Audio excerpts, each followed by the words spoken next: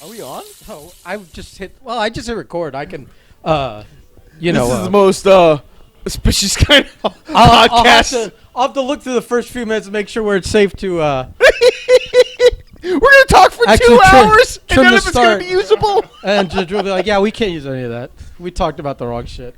So we have a special guest today. Well, yeah, we've got one of the founding members of the Breakfast Club who like 2 years ago went out for cigarettes and never came back. That 7-Eleven was fucking far, man. The line was very long. Yes. All right, so I don't even know where to start. Drew's back.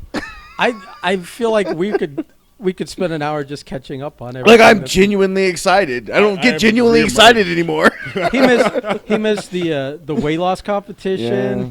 You missed the pizza rumble. Yeah, the linguine beatdown. Korean beat me. Yeah. That's Listen, she was a machine. Can I tell you? I went into it the way Danielle went into the last one. Totally cocky. I was going to say not haphazardly with not taking it seriously. He was not taking it seriously at all. I didn't at all, and I've paid for it. And she's a beast. Like, she's a powerlifting. It was an epic beatdown. Distance running cop. And she Broward Sheriff officer. She handed me my ass. You got to get your title back then. I know. I know. And then I tried to get a win for, and then I challenged Anthony to a weight loss competition. 1 pound. He beat me by 1 pound. I lost 24 pounds. You lost 24 pounds, and he lost 25 pounds. You couldn't pinch out a little bit more Dude. beforehand? Dude, No. I was there for that, Drew. It was the most miserable I've ever seen in my entire life. Not only did I like not eat for a good stretch, but then I also took the magnesium citrate the night before. I shit myself inside out just to get down to that. I was going to say, the next step's like a suppository. But. And then Anthony just fucking came in a pound under. It was really fucking. So I'm not having a good run lately. Unlike everybody else who is thriving, 2020 is not your year. Apparently. Well, I'm doing all right otherwise. Just not on one-on-one competition. He can't win the big ones. That's his issue right now. You missed AJ's phenomenal majestic beard he's been growing, and his rise on TikTok. Yeah, he's TikTok famous. Seen his TikToks, yes. I've seen those. Those get posted to Instagram frequently. Listen, he is the MILF magnet. He is the Hoff. You don't even understand. No, you don't. You don't even know. Some of the stories we'll tell you. I don't even know which we'll tell on the podcast. We can't tell him on here, but he's my getting God, proposition left and right, bro. All shapes and sizes. Like I'm gonna fly you out. I'm gonna make you you're gonna live like a millionaire, and then you got to pay up. Clearly you got to earn your free ride. There's no such thing as a free lunch. So we're working on cruises and. Hey! Now we got the Breakfast Club dog running around here. Yeah. Archer. Hey! Go to your room. Go on, Go on. Cruises? Oh, well, listen. There's all kinds of different things that have been thrown up in the air with these crazy women. I literally just started looking into booking a cruise for January. Well, here's the thing, man. It's like we want to do a cruise, but. That's like the worst idea now. They're so cheap because they're so dangerous. I know. You want to be one of the first? How much was your stateroom? Oh, what price? They just opened the door. I walked in. No one said nothing. My girlfriend of about a year now she has her BSN in nursing. She's a full-time nurse, so she's like on the front line of the COVID stuff. Yeah. So I called her literally today as I'm driving down here, just bored. Yeah. And started looking at Carnival cruises. I'm just like, oh my God, these are like $200 a ticket if you book for like January. So I just called her. I'm like, hey, you want to risk dying for a really cheap but awesome cruise? And she said yes. But in January, that's like, 7 months from now? I'm sure, COVID will be gone and all the world's problems. They say it's peaking right now. They say it's peaking right now. And this time I think they might have a grasp on it. They might actually mean it. It's been peaking since mid-March. So, full disclosure, I have never seen your girlfriend. So when you were coming over, Ben brought up her Instagram page so I can look. And my first reaction is, if my body fat level ever dropped to that, I'll be dead. I was going to say, like, the whole reason I dieted so hard was because I was trying to, like, not. You're never going to be here. You'll kill yourself before you do. Absolutely. And, like, the whole time she's like, I'm not lean enough. I'm like, I beg to differ. I think fat is terrified of your girlfriend. Absolutely.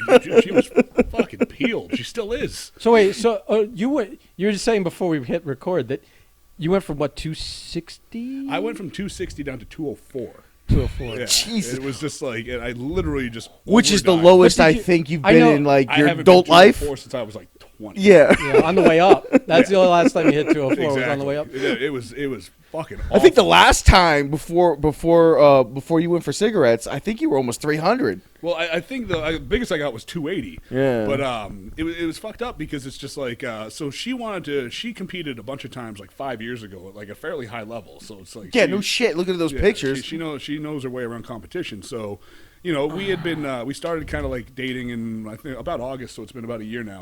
And Congratulations. We started getting really it's awesome. She's fucking phenomenal. Love of my life. Easily. I'm trying to just keep this like lighthearted and funny and be a sarcastic dick, so I'm just gonna away from we're not even gonna go into those waters, yeah. but I'm genuinely happy for you. I'm happier than I've ever been. That's awesome. Although I'm gonna say, for all the fitness, she looks like she can bake a cookie too. Oh my god, dude, that's she's gonna become a millionaire. Off That's that like, we had these cheat meals every Sunday, or mostly Sundays, sometimes Saturdays. But like we'd go out to dinner and then we'd literally come back and she would like bake these like epic fucking cookies. And the cool catch to it, I was just telling, we went on vacation with her family, or went to her family's house on vacation earlier this week. And I was just telling her sister-in-law, or really, she's really her sister. I mean, all intents and purposes. She's like the stereotypical like dad with duct tape. You know how duct tape fixes everything? Yeah, fixes everything. But get this, with cheesecake. Oh shit. Everything's cheesecake. So she's like, all right, I'm making Oreo peanut butter cookies stuffed with cheesecake. Fucking awesome. Next week. All right, I'm making peanut butter bacon toffee cookies stuffed with cheesecake. I'm like, that is fucking awesome. She's like, I am making a giant container of cheesecake stuffed with cheesecake. So your girlfriend needs to meet the wife and share some tips on the baking. Here's the tip: put cheesecake in everything. Just put cheese. I had prime rib stuffed in with cheesecake. Awesome. Yeah, but Marco, they're working out. The fucking the radiator in the car's broken. Fill it with cheesecake. And it'll taste phenomenal. You're gonna have your wife making cheesecake every week, and you're just gonna be 400 pounds. I think we've all come to the conclusion that this gain of mine is not stopping anytime soon. That next weight loss challenge isn't really going to be a challenge to see who is the best at losing weight. It's going to be a challenge to see if I can survive. Well, as far as we're concerned, it's a spectator sport. Losing weight anytime. I know back in the day it would always be like anytime I felt like, I just don't feel it. Like Drew's the one that always like, oh, you're gonna do this and we're gonna make you this big and blah blah blah, and he did. But now I don't know. Listen, I want to get back into shape, Drew. Ben and I keep talking about it. We keep talking about it. Talk. Listen. Hey, I was Anthony when I competed with him. Yeah, yep. I got down and I'm like thinking, oh man, I had gotten down before job changes and all this shit to like 180. Yeah, you look great. Back to like 220. That Halloween picture. I've passed that 205 mark several times. Well, I'm a frequent back and flyer forth. past the 205. After the year of hell in Ocala, I was like 205. Yeah. I'm just fucking emaciated. I found a comfortable weight about 215. But once Ben got hired on my job and we just really I started experiencing Latin food and how good it is. Thanks Not to only Ben. that, but I've taught him about the wonderful little fucking kitchens that are in these out of the way convenience stores and gas stations, bro, that you would never think it was safe to eat that stuff, and it's like the best food we have. Yeah. So the question is it safe? Spoiler alert, it doesn't matter because it's delicious. All right, fair enough. Actually, yeah, I've never gotten sick off any. I listen. Is this broken glass and Band-Aids? Well, yes, but the seasoning's phenomenal. What a it tastes amazing. This is like peanut butter and chocolate. Cooked on a fantastic grill. But because of all that, now I find myself for the first time in my adult life just gaining weight. Oh, that's my fault. I was 235 when I stepped on the scale last night. And I remember when 235 was a fantastic number for me. That means I put on like 20 pounds of muscle. You want to talk about eating? Let me tell you about the 24 hours before and like the 48 hours after my show. So, and just so everyone knows, you do compete competitively now in bodybuilding. Yes. Okay. So, yeah, I always try and stay in somewhat decent condition year round. I always have some resemblance of abs, given the lighting. And I was floating around 260. Or who you're standing next to. Exactly. So it's like if I stand next to an average human being, I'm shredded. If I stand next to my girlfriend, I look like a fat piece of shit. Yeah. But it's insane. Such is life. But the funny thing is, this whole thing started. We've been together for about a year, and like I said, phenomenal. Everything's going great. It has been since day one. January, she wanted to get back into competing. She was finishing up and getting her BSN in nursing. She put herself through nursing school, worked a full-time job. God, just before this did it all COVID 100% fucking on her own. nonsense. And then essentially wanted to get back into competing again. She had about 5 years prior. So she picked a show, I believe that was supposed to be in, I think, April.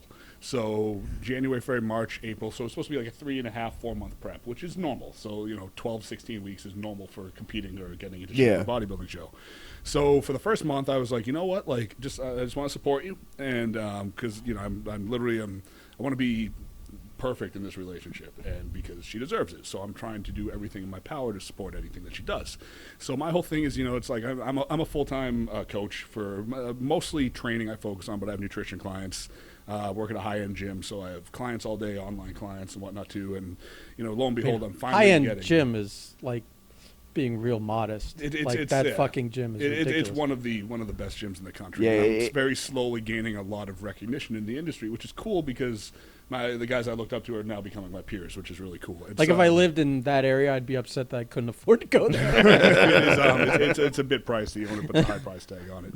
But I'm getting everything that I wanted to get from wrestling in terms of like significance and recognition, and I'm not getting it by trying to get it. I'm getting it because I'm truly passionate about my job. And you're not hurting your body. Exactly. Well, I'm not landing on it. Yeah, you're not landing on it. I fall significantly less. But 100% less concussions. Yes, there has been. I've stopped at number 13, and 14 has yet to come. So we're trying to keep it that way. Although I fucking smashed the fuck out of my head on a lat pulled on bar today, so I might be at 14.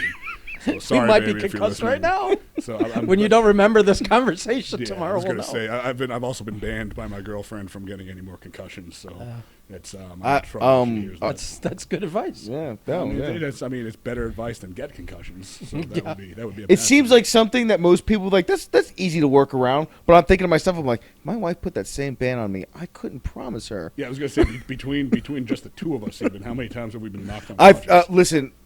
I know I've had like 4 or 5 like bad concussions. How many times have we blacked each other out? Yeah, I was going to say maybe you've concussed each other. More than likely. Like the top rope belly to belly. Because by the time we were just having in the ring, we've both been through the fucking ringer, so we probably were concussed as we were fucking working. As you slowly start to think about that, you're going to remember the failed top rope belly to belly suplex where I fell up the ropes and then you fell onto your head over me as I fell onto the back of my head. It's funny. I don't remember it. There might be a reason for that. It was the funny thing is, it was a fucking spectacular match. It looked great. It was one of my favorite matches. But that one spot, it was supposed to be the whole. You were climbing the top rope, and I run up and do the Kurt Angle overhead belly. Well, I think it looked like we fixed it, right? Well, I mean, I essentially gave you like the Vader on the top rope, and then you fell on top of each other. So it looked like something. I haven't watched that match. Something. I mean, something happened. That's for damn. As long as neither of us stood there and we're just like shrugging, going, "Oh, something." So, I mean, we had some interim between that. We had the Winter Soldier Crossbones match. I think you were dead in that ring for about 15 minutes. I laid in the ring for 15 minutes. The longest sell of all time. I think the only reason he may have gotten up was at that time. It was they were ready to pack the ring up. I think. I know they're trying to get the canvas off. Like they were trying to get the ring down, but I was that's when I got all riled up, and for the first and only time in his life, Jackie de-escalated the situation. You got riled up? No. Yeah, I know it's a weird thing. That's when the cosplay chicks were talking on the microphone during our match, and I got progressively more and filled with rage. And then Ben's shaking me. What? Did we take a bump on the commentating table?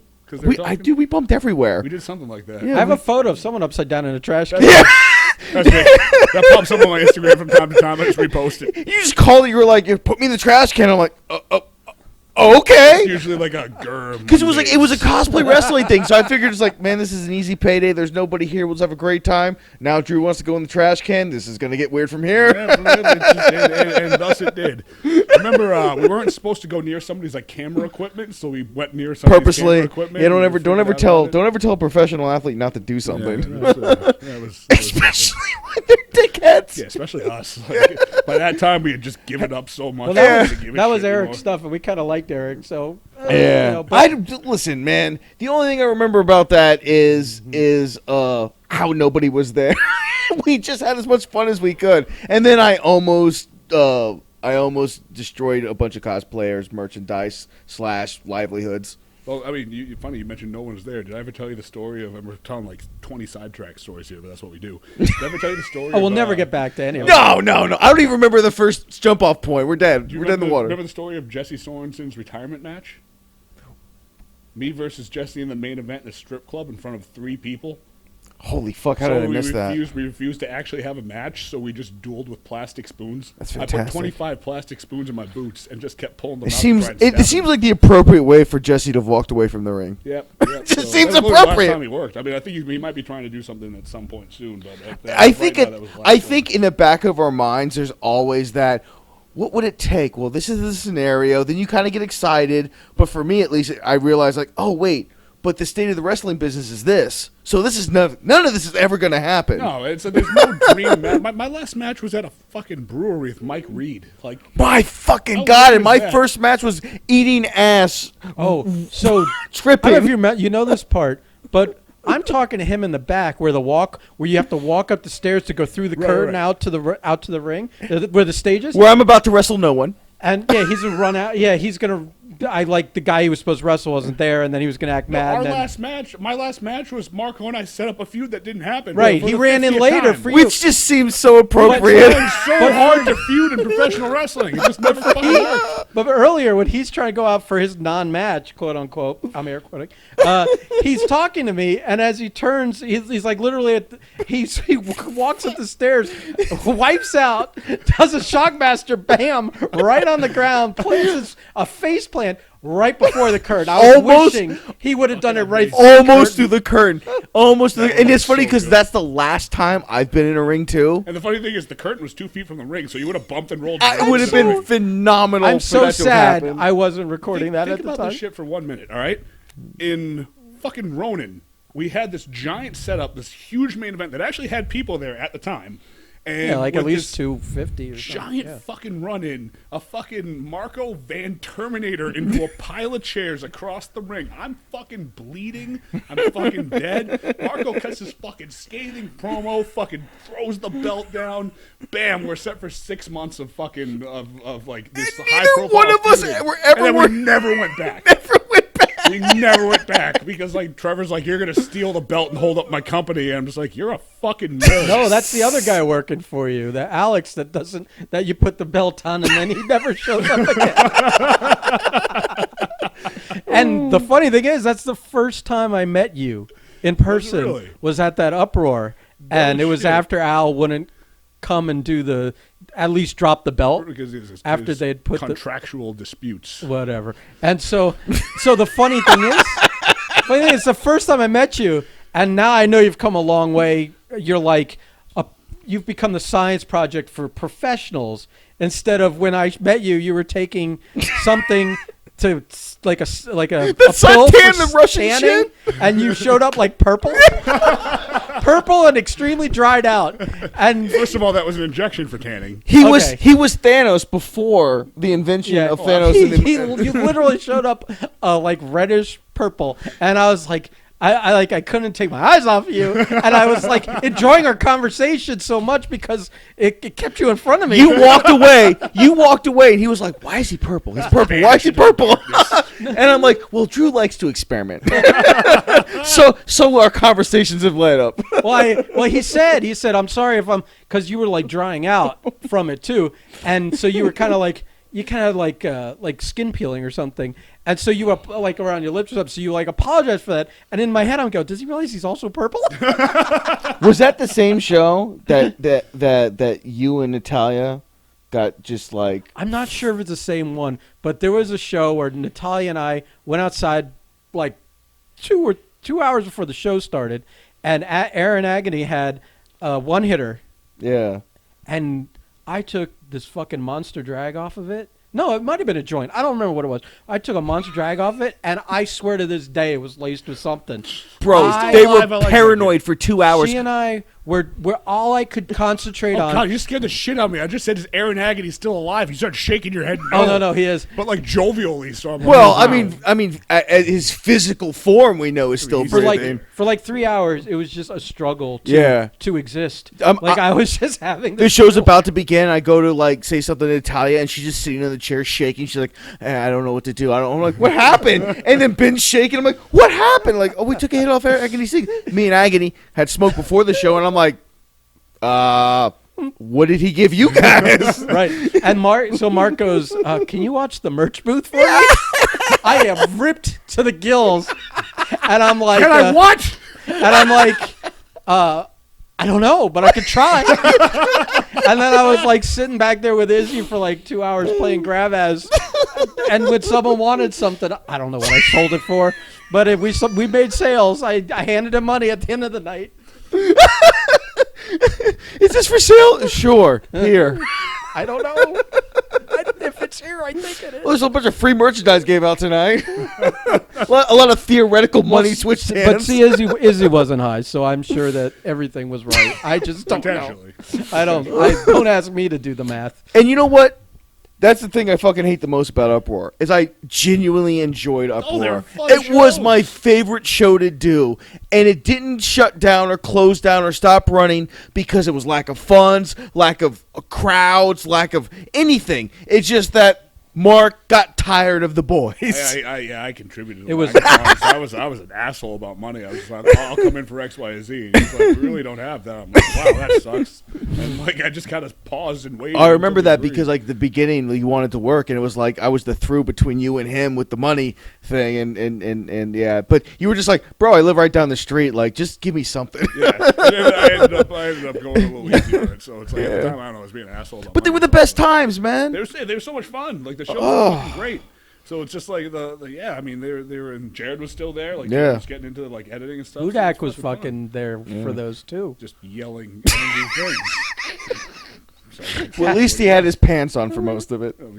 I mean there were the stand-up comedy thing you're talking about. Yeah. Did you see that photo where he's on stage with his pants around? He just drops his pants in the middle of like a punchline of a joke or something. Well, it's like, I mean, so far, I mean, I love Mike to death, but like, I don't know if you're listening to this, Mike, I'm sorry, but it's like, I mean, I've like a few clips of the stand-up I've seen. It's been like, "Hi, I'm Mike. Fuck you. Laugh." Like that's about it.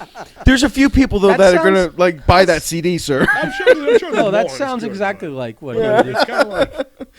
It's like, "Hi, I'm Mike. Laugh. Your mom's a whore." Like, all right. I'm fat and I'm miserable. The end. Now you laugh and pay me. I like drugs. Give me money. Listen, we will always have the story of the bottle of Jack Daniels at cosplay fucking dating game. Oh, do you know this downtown story? Fort Lauderdale? So we had downtown Fort Lauderdale. There used to be an Irish pub. I forget the name of it. Dubliner. The Dubliner. And we were doing, because we were doing the cosplay wrestling, and Jenny worked there, that they arranged a night where we could do like the dating game, because that was like a real popular thing, hosted by Cobra Commander, and you would have 3 characters, and you'd bring someone up on stage, and the characters were in character doing their character things, and she'd pick one of them.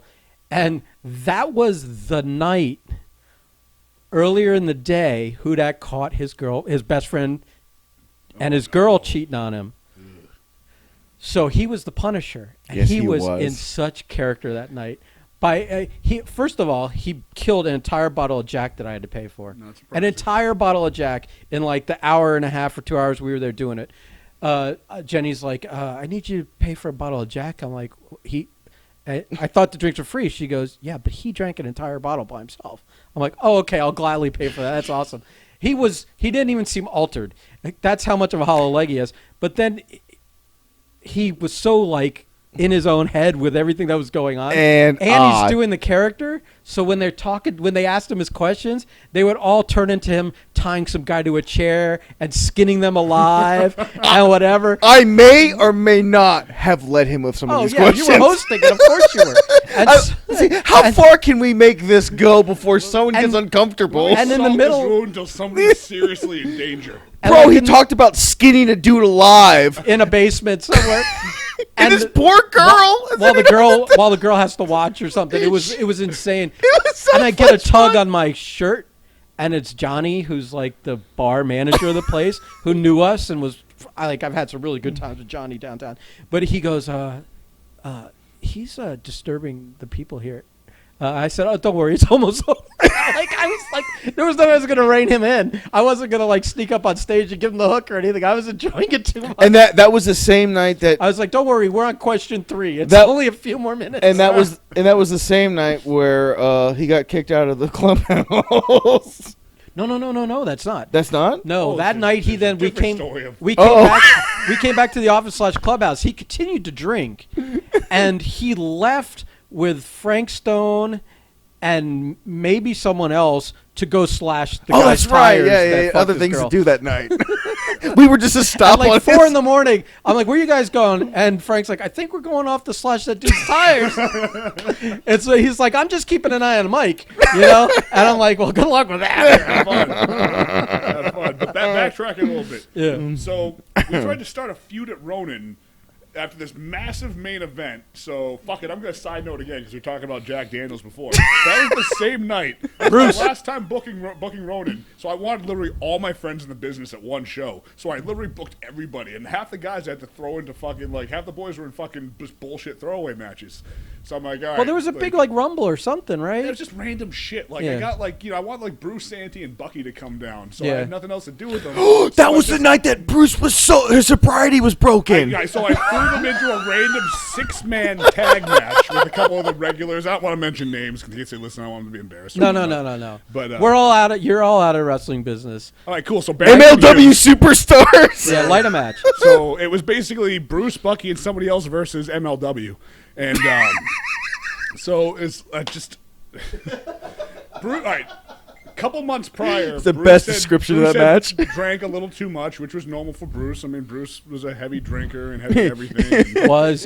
Will be again. But he was sober for a good 6 months, which I'm pretty sure he had said was the longest he had been sober since he was 18. Right. Things were flourishing at work. His job was going great. His relationships were awesome. Just everything was going excellent. Bruce was an actual living human being. But wait, I like how he said his relationships were awesome. That was pluralized on purpose. I feel as though if I didn't do that and he heard this, he would be offended. Yeah. So, let's give Bruce all the credit he deserves. So his relationships were going awesome. FYI, I'm not condoning infidelity. They all knew about each other as far as I know. Right. They were on board or they were out. Yeah, exactly. That's part of the agreement. But 6 months sober and everything was going great. I'm like, "Bruce, I'm sorry I don't have a particularly good match for you. I'm just gonna throw you in a 6-man, but come down." I got negotiated a decent amount of money. Came down with Jensen. They got an Airbnb or whatnot. Good weekend planned. The match was so bad. So bad. Bruce kicked open the door of the locker room. It's a wrestling locker room. There's a bottle of Jack Daniels, of course. Right. No big shot. I think it was so we could take shots of it because we were gigging for the main event, so we wanted to bleed and thin our blood and just drink. By the way, for some reason, I wasn't supposed to be in that side of the locker room for whatever reason, but for that moment, I was standing right by Santee as he uttered the words. Listen, you Jack were where you needed to be at that time. That's correct. I was where God intended me. Storms up to Barrington and just goes, "Barrington Hughes, I want to let you know that for the past 6 months, I've been completely sober. Best 6 months of my life. Everything's going great for me. I finally kicked alcohol, and I have not had a single desire to drink until tonight. You are so fucking bad that you alone have driven me back to alcoholism. This one sip will lead to a downward spiral for the next 6 months of my life that I don't know that I'll be able to crawl out of. And it's all your fucking fault because you are so fucking bad at wrestling. And instantly starts chugging the bottle of Jack Daniels. And I swear to God, this was 6 years ago. He has been drunk as fuck ever since. Most of it is implied. But the best part about that wasn't just seeing Bruce just chug a fucking bottle of Jack because he was just like, fuck it, this is the worst it's going to get. But watching, after it was all over, watching Barrington in the corner, I was like, man, I don't know how much more a man can be defeated without being physically struck. Listen, wait a minute. That was the sixth time he's cried in the locker room. Oh, God. The aftermath, sitting in the crowd, watching him elbow drop Chamberlain in the balls like 15 times in front of me. Oh, my goodness. Bruce. That's because Bruce was drunk. Yeah. Yeah, but that was early. He wasn't even drunk when he was chasing Amy Rose. He was just trying to listen. I'm going to say something without saying something, but I was with Bruce one night with Jensen and a bunch of the people out, and he confides that he has a couple things on his bucket list that he's after. One of them is that, and the other one's he wants to bang an old lady with no teeth. Those were the two. I hate to break this to you. He wasn't confiding you. That was public knowledge. I'm just trying to use fancy words for the podcast. That was plastered in a group thread on Facebook. Yeah, that's on his activities page on his Facebook page, okay? Like, he has his list. And that old woman and Amy Rose are both on This is amazing. Listen. Or an Amy Rose. Bruce Santee is not afraid of posting anything on Facebook, sir. Right. He's done the time to prove it. I think that was the incident that caused the sobriety that Barrington I broke. think so. Yeah, that's right. The threatening of the cop on the online that got him in trouble and the job and the yada yada yada. Yeah. That son of a bitch is as close to a living legend as Florida independent wrestling was. Yeah. He's dear God. Pretty much everybody in that class. I don't think there's another guy on the scene that has more unders than Bruce. He knocked the guy out. Worshipful unders. Spinning back fist. Yeah. He has no formal training. He just did a spinning back fist. So my favorite Bruce Santee story. I just want to tell because it's one of the best things I've ever seen in my entire life. I'm so glad he likes me. Yeah, I know, right? I had such a fantastic conversation with Bruce after at Jackie's funeral, where I was just like, "Why couldn't I have experienced this, Bruce, like at all times? Because it was just great. It was just great. I love Bruce to death." Well, because at Ronin he saw you work and you gained his respect. Oh yeah, that's right. Because before that, I was just.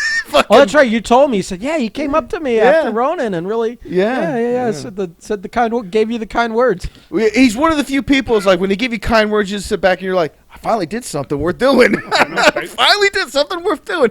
It was an ASW show up in fucking. It's a bar show in fucking Port Richey, fucking Lakeland or some shit like that. Actually, no, wait. This was Tampa. It was ASW in Tampa, and I was fucking. It's the first time I'd worked away from South Florida. I was doing a bullshit gimmick. Didn't matter. What did matter was he worked Aaron Epic, who was the champion that night. As Bruce had come in for the first time in forever, and Aaron was just having, how he likes to work, just having the most unrealistic fucking possible match. This is on my list of things I was supposed to eventually bring up on the podcast. Good job. Oh, and so we're all in the locker room, and the ASW locker room is like the back of it was like a back billiard room and everything. It was kind of cool. We had couches, all kinds of shit. It was a big room too, and it was the end of the show, and they had their match, and there was a curtain 6 feet, and then the ring, and this billiard room with no ceiling. So you heard everything. They got exactly 2 spots in, and then I hear, "Are you fucking blown up?" And I go, "Oh, what happened?" And then like the entire locker room's ears go towards the curtain and go, "You're fucking blown up." So Bruce Santee then spent the next 15 minutes blowing up Aaron Epic. He was supposed to go under, of course, just took the belt. Seems about right. Rolled him up, took the belt. He said something to the effects of, "This is now mine till you've earned it." The entire locker room starts to clear from the entrance to the backside. I don't know what's happening because this is, How many people were at that show? Because The bar shows usually had about, I'd say, like 20, 30 Because as people. much as you guys heard of it, it was for benefit for you guys, but everyone heard that shit. Yeah, no, everyone. Yeah. There was like 30, 40 people in the entire fucking bar. Everyone heard Bruce, and everyone witnessed Bruce embarrass Aaron Epic for about 15 fucking minutes. The whole locker room starts to shift. I don't know what's happening, but I'm like, you know what? If everyone else is going, this might be one of those rare times to join the crowd. So I just kind of like shifted, back with everybody. Cleared space, It's basically. a cleared space. So the half of the locker room where everyone dressed is fucking clear. Aaron comes in, sits down, and he's so blown up. He's fucking beat red.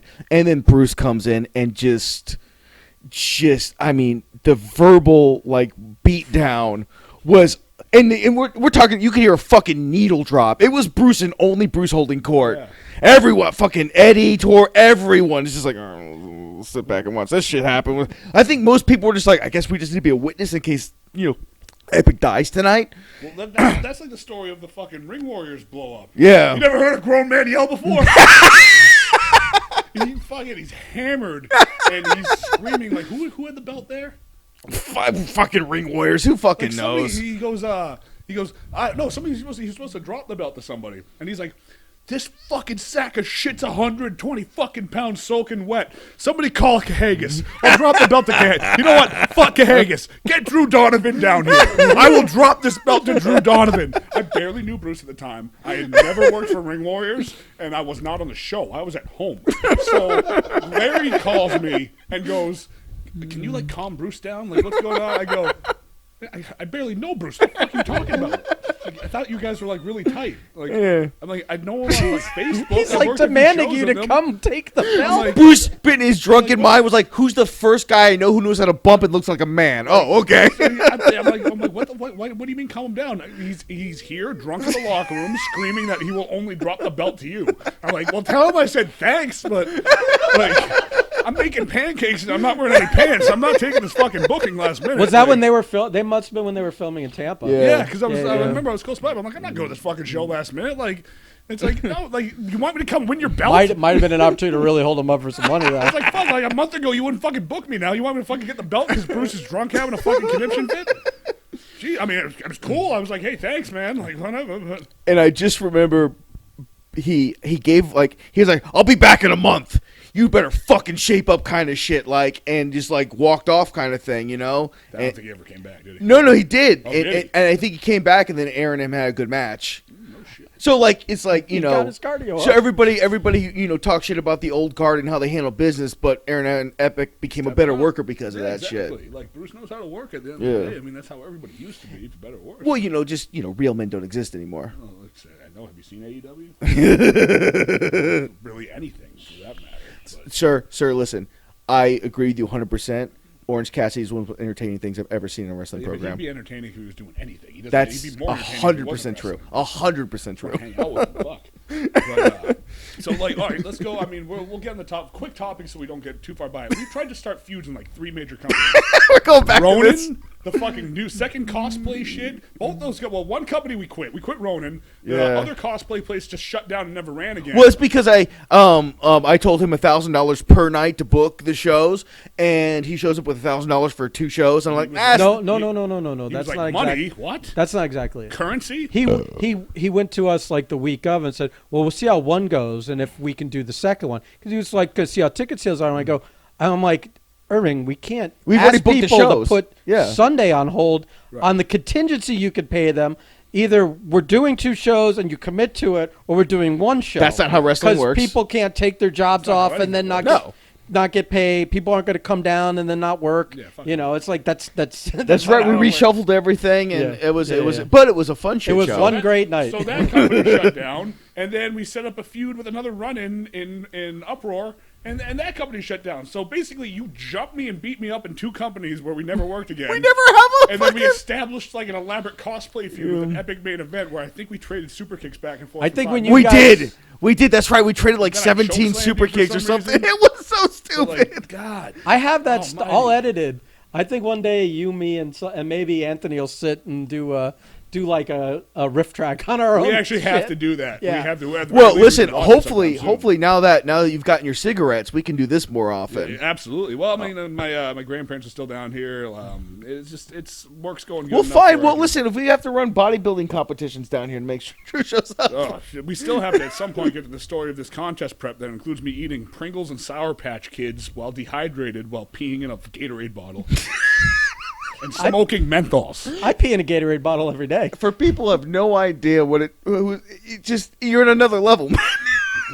Right. All things that if you told me to do 3 years ago, I would have done without hesitation. Yeah, so here's Go get some bad. methanol, so I need you to smoke Wait a that. minute. I remember when we came up. I don't remember what we came up for, and we stayed over at your place for that one day. And you two were going to go to the gym, and you had like this lineup of things that yeah. Marco was supposed to take before he was going to go. Oh, to yeah, the I gym. still do that. And it was That's like still normal. it was like a little Yeah. shot glass of salt water. There was a boner pill. Yeah. There was I don't remember what else. Listen, But Cialis But is I'm the not even bodybuilder's best joking. friend. I'm not There's even always joking. a boner pill. There was some like it looked like the shit the reanimator shoots into the fucking people, bring it back to life. I remember the it was line. that color, and you're like drink it all at once or it's not Like, going down. I remember something along the lines of, you've effectively taken like 4 doses of Cialis. You'll be all right, though. And I'm Like, like, I what? was in my car at the Redcon gym today, mixing all this shit in the fucking car. And it's like, I don't know what all this is, but my quads are going to be huge. And ironically, I do know what all of it is. It is weird because I look back at those pictures and I'm like, oh man, I'd love to look like that again. Then I'm like, oh man, everything it took to get there with all that money spent on shit. Nah, never mind, I'm good. Well, just like 3 years ago, that shit had Russian lettering on Yeah. it. Now it's English. Oh, yeah. So this fucking, like, I started, not even prep, I started dieting because I just wanted to support my girlfriend. Yeah. She competes at a high level. So I'm like, you know what, babe, I'm going to diet with you because it's not But you guys fun. can't diet the same kind of calories and shit, Well, can not you? the same kind of calories, but same type of food. Oh, So okay, it's just all like, I'm right. not going to come home and eat a pizza while you're eating chicken. For God's sakes, you're a grown man. So, I mean, I've eaten 3 air chips today, everybody. I'm good. it gets to that point. So I start dieting in January, and by like February, like I'm progressing pretty fast. I'm like, fuck, I'm going to compete too. And she's like, all right, well, let's do different shows, like a week or two apart. That way we can help each other with the shows, like with the tanning and all the shit that goes into it at the very end. Plus, like by the time you make it to a bodybuilding show, you're fucking dead anyways. Like, no energy, you feel like death. Like the last couple of weeks, You are could horrible. probably be like easily robbed. Like, you could legitimately, you could go to the Mr. Olympia and get the 10 biggest, baddest physiques on the planet, and like a 12-year-old girl could kick the shit out of them. They feel Right. so shitty. That's a fucking But I took it TikTok to a video. whole Just other so level. depleted and whatever. Well, my yeah. whole thing, there's a division called Classic Physique, and whatever. Back when I got up to like 280, my blood pressure was the shits. It was Yeah. fucking terrible. So I didn't want to be unhealthy, which is ironic because I ended the prep incredibly unhealthy. So I'm like, I don't want to get that big. I don't want my blood pressure to go up. So there's another division called Classic Physique that has weight classes based on your height. So I'm just under 6 feet tall. My weight class was 205 or under. So I'm like, fuck. Well, I went from 260 to like 245 the first month or so of the diet. So I'm like, well, that's a lot of weight to pull. But like, let me see if I can get down to 215. Then I can take some diuretics and whatnot, because that's a thing that we do, and get the water out and just make weight and then fill back up. So, first show for both me and my girlfriend gets canceled. COVID, blah blah blah. I Second remember. I think that was the one. Was that the one you messaged us originally for, like in Palm Yes, Beach or 'cause something? that was the second one. And you're like, So- well, okay, it's the second one, and we're like, we were planning, like you Yeah. were like, it's Yep. it's like next week or a week after, Yep, I was gonna and do we my- were gonna. I was going to do my buddy Mel's show up in Tampa. That got canceled. So then there was another show down here. So I called you guys about that. That one got canceled. There's another one down here. That one got canceled. Long story short, like I said, you are prepped for 12 to 16 weeks, usually 3 to 4 months.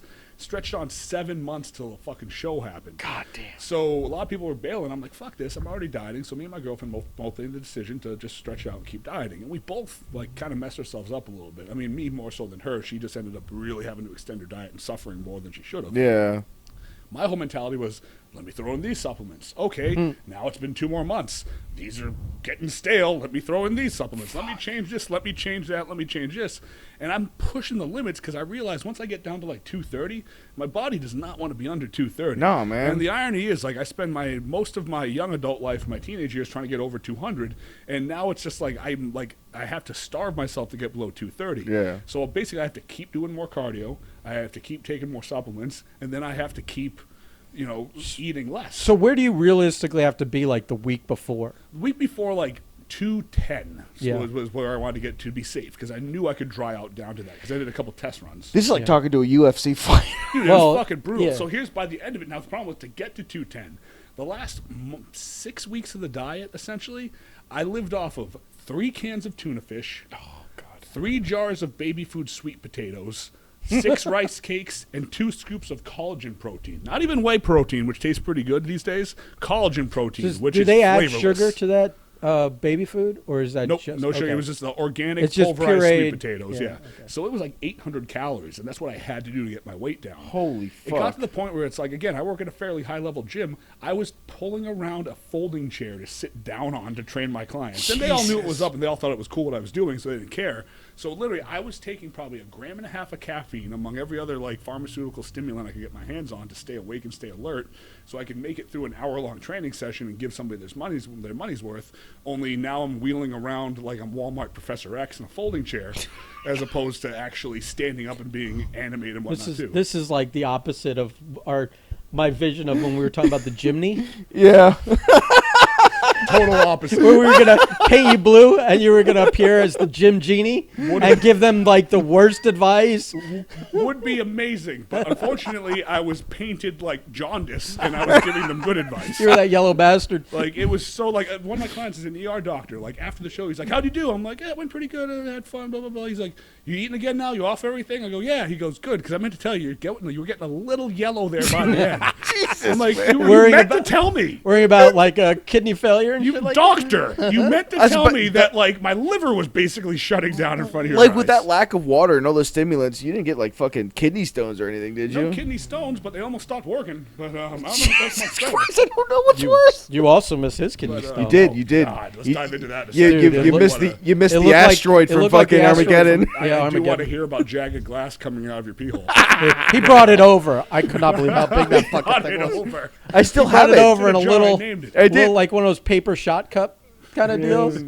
Oh my god, I couldn't This is believe. Christoph. He came out my dick. I found a little clear. I found a little clear case. It's in the clear case now. We might still get some. I might still get some resin. We need to encase it. in We have to resin. do something with Get it. some red. Resin, yeah, man. Make no, resin, like epoxy resin. Oh, I thought you meant you were going to smoke your kidney stone.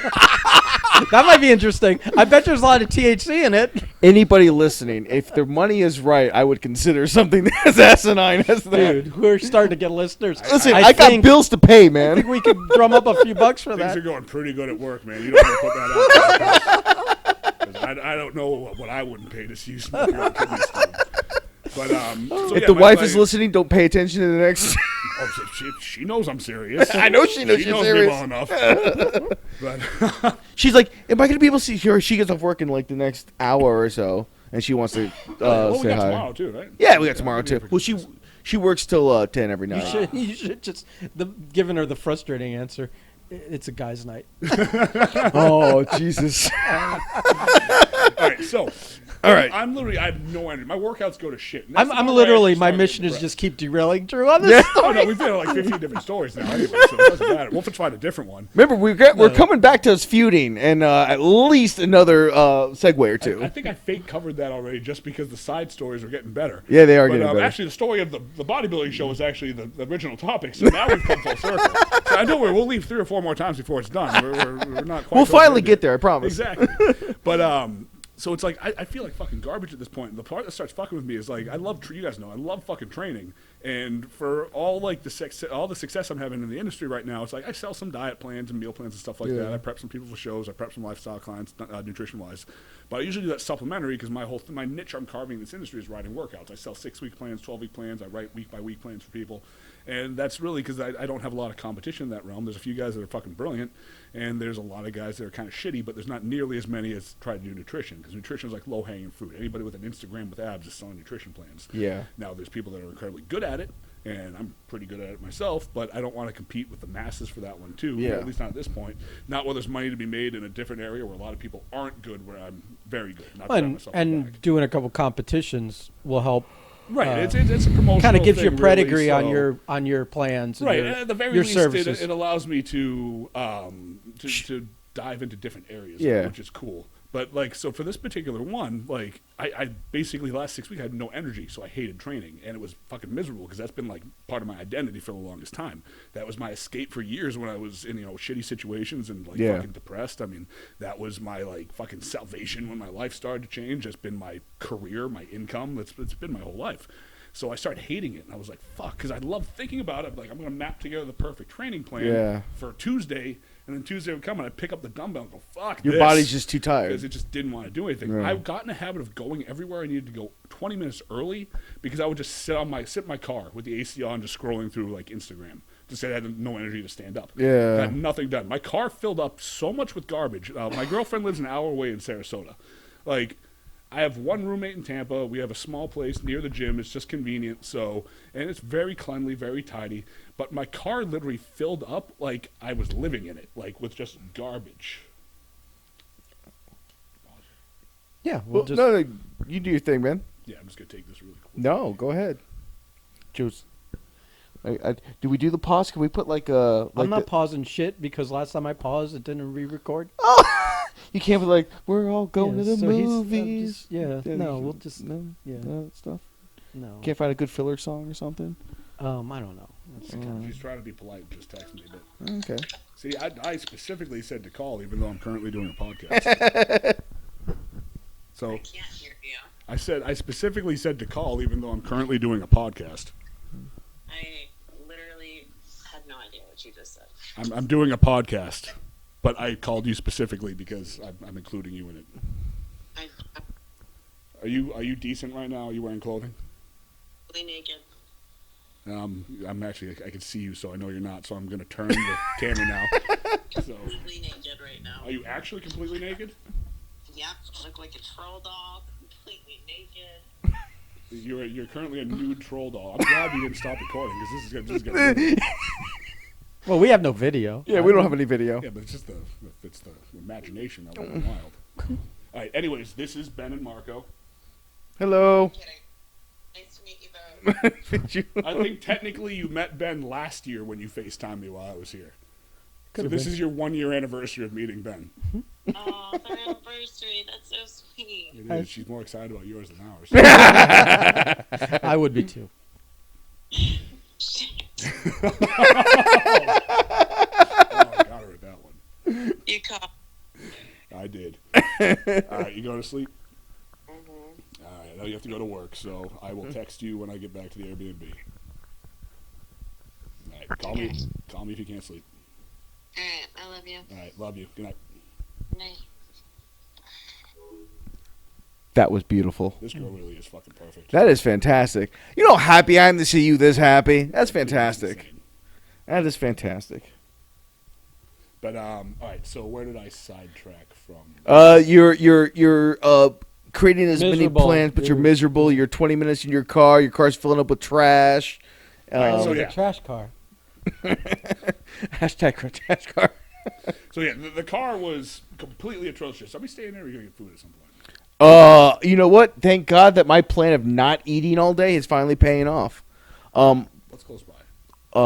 Shit, there's a bunch of stuff. You know what's open still at this time of night? It's 9:30. That's only Let's- 9:30. Yeah, let's This just save dinner for tomorrow. Okay, yeah. Let's do dinner. Oh no, yeah, we're definitely yeah. Yeah. Oh, after we get off work, we're hitting you up and we'll go out for an early meal, whatever, man. Yeah, I'm gonna get back from. I'm just visiting. I'm going to train in the morning, see the grandparents, see my mom and sister. I'll be back at the Airbnb by like 4 or 5. Oh, that's Yes. perfect. it's about when we're done. Yeah. We get done around 3. We'd have enough time to So we can- shit, shower, and shave and all that shit. Douche my balls. And I mean, of course.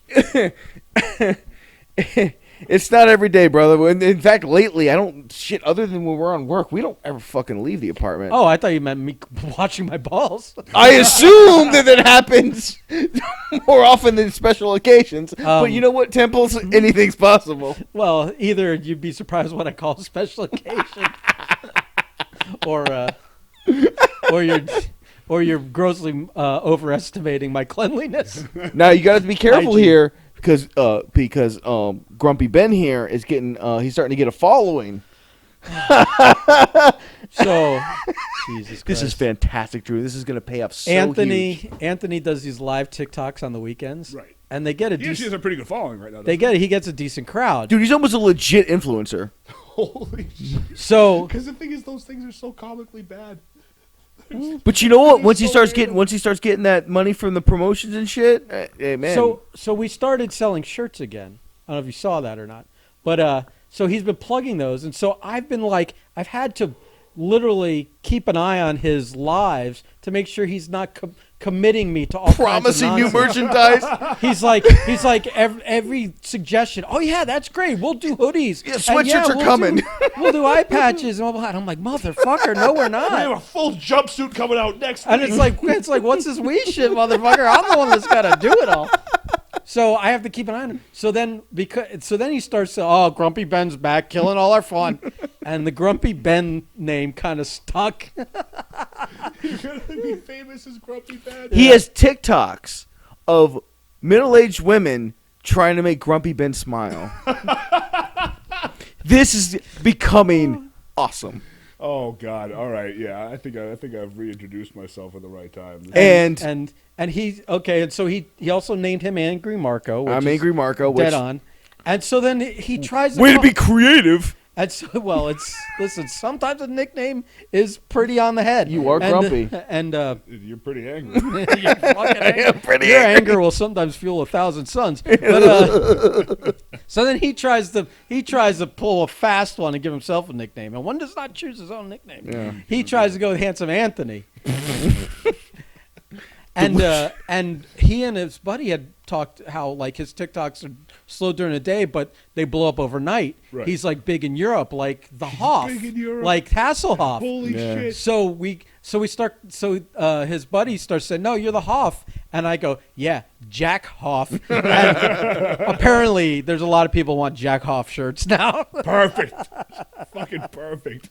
So yeah, it's a whole thing. Yeah, It's a The Oh whole- my great God. thing about 15 years of bullshit in the wrestling business is a full understanding of how psychology works. Oh, dude, We're it's- going to make a goddamn mint. Like honestly, like that has helped me out so much with building my own brand because I understand marketing more than. Does it make you like it makes me angry that I've acquired that knowledge? Like wrestling was eventually there was a positive that came out of everything. Exactly. Doesn't So it we make you can't be legitimately totally pissed enraged? about it. You're Yeah. just like, God damn it! We can't totally regret it because honestly, I acquired so many skills about just psychology, marketing, and crowd control that it's actually Reading people, all that shit, It's a man. brilliant business. It's just full of complete idiots. That's So the only- once I get him to fully commit, he's gonna open his own TikTok, and it's gonna be the Cobra Commander. That I'm telling him the best thing will be trying to fuck with Anthony when you start passing his numbers, because that's gonna get over like $1 million. what a fucking. I'm working feud. on getting the voice back here, buddy. It's taking Perfect. some time. Yeah, it's, you got to cultivate. And that. the voice did quite a bit of damage to the vocal cords. the first go around of almost 10 years of that shit. God, everything about wrestling. Although I scares the got shit a out lot of hot tea now, so I should be all right. Yeah, I know, right? Fucking For a second, I wasn't sure what hot tea meant. of me. You got to hook up. What no, is he talking about? legitimate like hot English tea with honey, so I can keep my voice and do the shit. Hot English tea with honey. I still think that's fucking code. It's like, I'm like, what isn't he telling me when we're in the fuck you truck? putting in 40 your hours- veins. 40 hours a week in the truck, and you're just revealing this now? Hot tea with honey? Yeah. No, It's like I walked in on mom giving dad a push pop. no, there's hey, listen. Now it's pudding pap. I've been to the deepest bowels of the internet. I don't know what a push pop is. Oh my god. It's funny. Very underrated As movie. long as our great and wonderful president of Oz doesn't take away our TikTok, we're shaping up that we can maybe do something positive by the end of 2020 into 2021. We do- There's have a lot started- of people making a lot of money. We off have that. started referring to Anthony as our cash cow. Yeah, we have to protect him at all costs. Roll with it. Whatever. Yeah. I'll go up there and bubble wrap him myself if I got it. Fuck. No. This Oh, is- also, great side story. So Ben now has an immortal enemy, Anthony's daughter. Are we telling this? listening. I listen. So- I see the look of enchantment in Drew's eyes. He needs to know these things. So you're gonna love this. I found this wonderful lady, this young woman on TikTok. I love how the first part of the story makes you a horrible person. Her name is Caitlin Cohen, and she has a stutter. And she's, quote, raising awareness. So she, answers questions, but she stutters through them. Mm-hmm. And they're wonderful. Listen, she's making money, so I don't feel bad about enjoying these anymore. But me and Anthony, whoever sees the new one first sends it to the other. The problem is when I send him one, and then he chuckles about it, his daughter gets upset and says he's being mean, and then he blames me, says, Ben sent it to me. And so now, every time when he's on the phone and he happens to like mention, "Oh yeah, this is Ben," she goes, "Oh," and walks You're feuding with your friend's daughter over your ridicule of a handicapped woman. She's not handicapped, first of all. I mean, that's a She's- significant handicap. She is perfectly navigating life. The best is She's she living has her best life. She has a signature sign off where usually at the end she struggles to form like the last end of the sentence. So she'll be in the beginning of an idea like, "Hey, the ants are walking up the No, see, listen. K bye," I've and never- then she just says K bye at the end of everything. and So- it's like the cadence of it and everything. Yeah. Is more K bye. K bye. So I now always loudly sign off when I'm on the phone with Anthony. Okay, bye. It does two things. Every single fucking time, it's like he goes, "All right, bye." I go, "Okay, bye." He chuckles and then says, "All right, bye." Like, I make him laugh every single time with it. And two, sometimes his daughter's within earshot of me yelling it through the phone. So essentially, you were the number one fan of a stutter awareness group spokesperson, I'm and not a over num- that fact, you were feuding with a teenage girl. She thinks we're being mean. We're just enjoying it. We are enjoying it. And as watching the videos as much, you're paying her. Yeah. She actually is making money on it. And we're mentioning her here now, so 12 Yeah. more people are going to go follow her. Joe, you're being I'm gonna generous. work now, Well, Technically I'm going made to her start. more I'll money. start setting them to you. Spectacular. Now that you're back. Now that you're back in our lives. I will even download. Dad TikTok came for back this. with the cigarettes and milk. So bodybuilding show. Yeah. So by the end of this, I'm completely miserable. So I don't even want to make a judgment call on what to do anymore. So for like the peak week, now the last week before a bodybuilding show, you're already basically negative body fat. You're emaciated. You're basically zero carbs. So there's a process to carbing back up and drying out all the water. So you basically you end up in a better place. Now, at this point, like my body's already shot to shit because I've added and taken away and subtracted so many supplements for 7 months. For such a long time, man. 7 months. And it's just like I just trained my ass in the ground, like cardio too much, like no calories, no recovery capability. I'm miserable. Like I do not know how my relationship survived it because my girlfriend was hangry all the time and I was basically dead.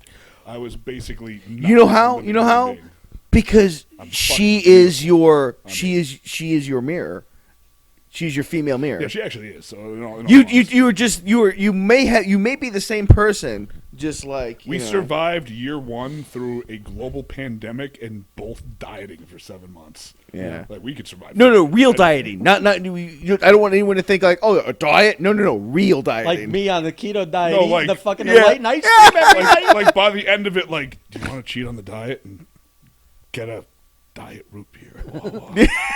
You're really not supposed to, but we'll get one small and we'll split it because we don't know if the artificial sweeteners cause water retention, but they might. Like it was so fucking bad. I'm drinking 3 gallons of water a day, flushing everything out to dry out as it is. I can't even think by the end of it.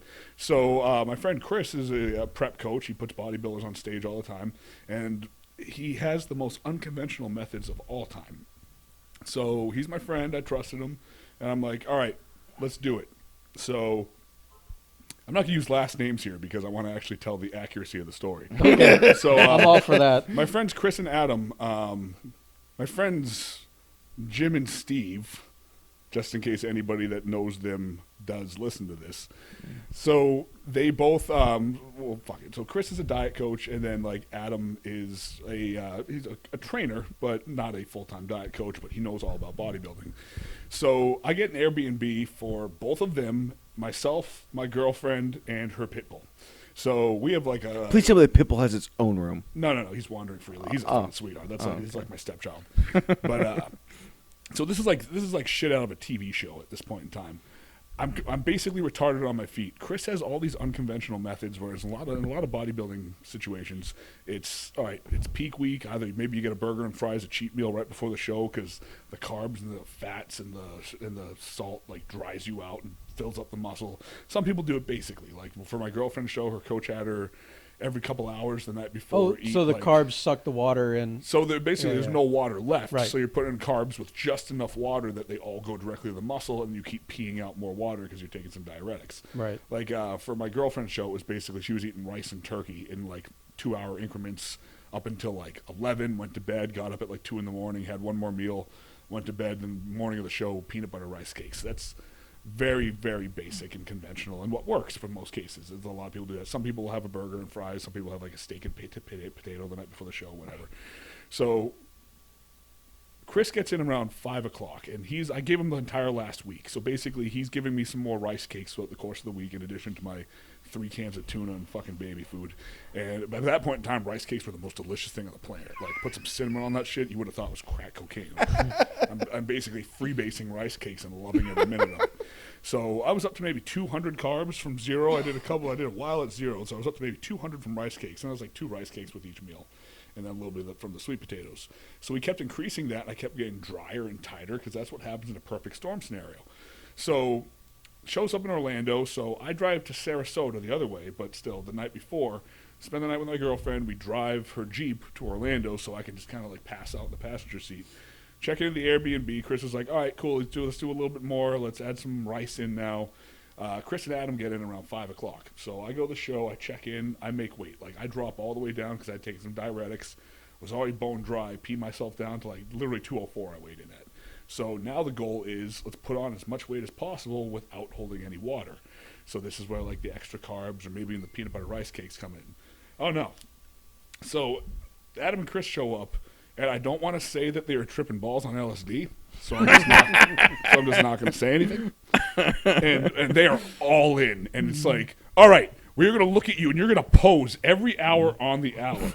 We have these supplies for you. We have Pringles, Sour Patch Kids, chocolate-covered espresso beans, red wine, menthol cigarettes, M&M's, Reese's Pieces, pretzels, tuna fish, fucking mustard, mayonnaise, peanut butter, more rice cakes, elk meat.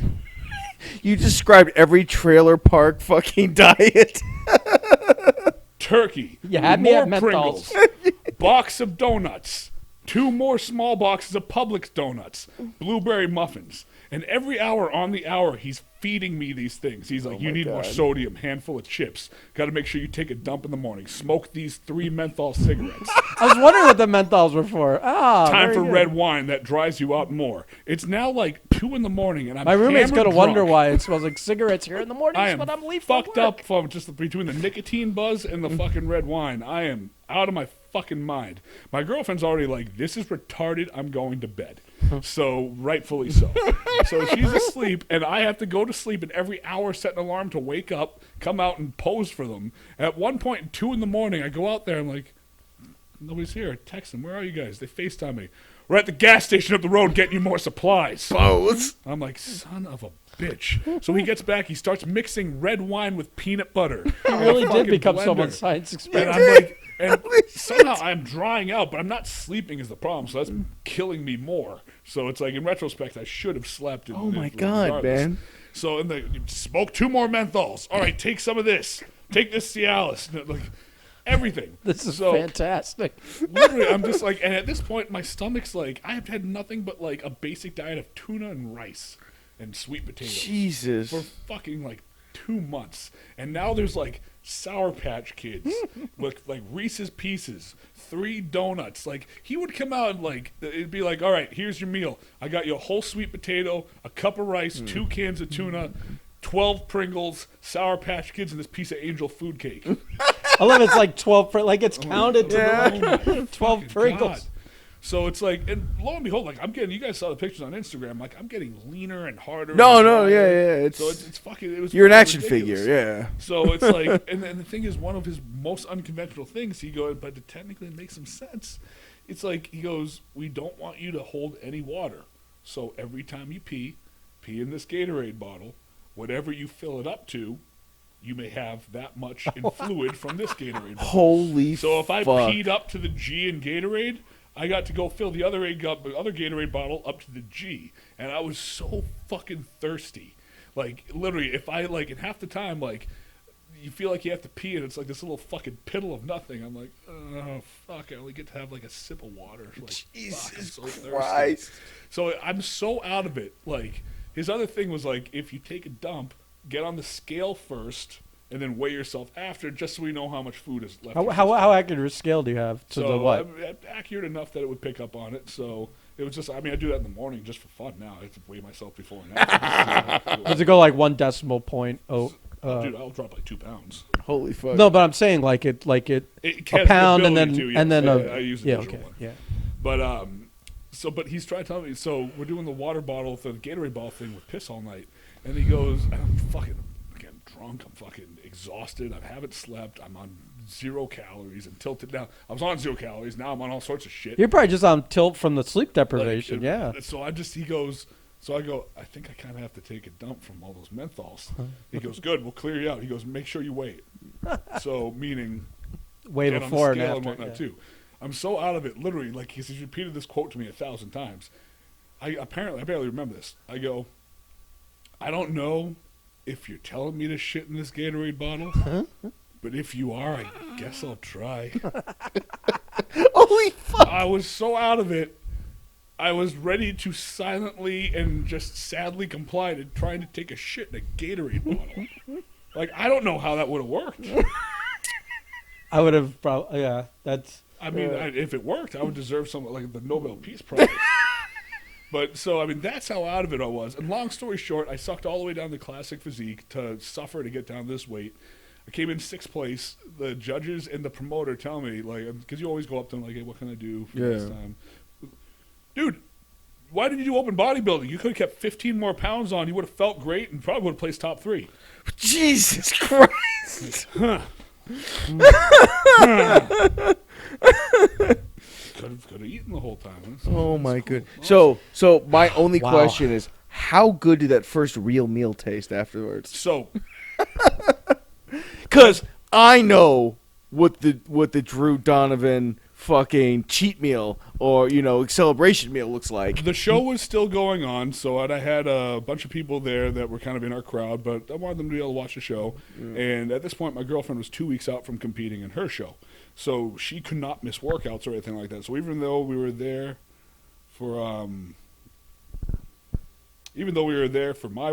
my weekend, she still had to prep for my show. Wait 1 second. If you're texting your girl, I'm texting my wife too. Yeah, it's a small break. I'll just scratch my balls. So I kind of think the conversation for the best podcast we've done so far. Well, I feel good about this one. I think when Anthony sits in, it gets pretty good too. It does. Yeah. But anywho, it's still texting, so I'm probably gonna randomly pause again, anyways. So she has to go do cardio. So I'm like, you know what? You guys watch the rest of the show. She's gonna drop me off at the Airbnb. I just gotta take a nap. I'm so fucking tired. Here we go, of course again. So wife break.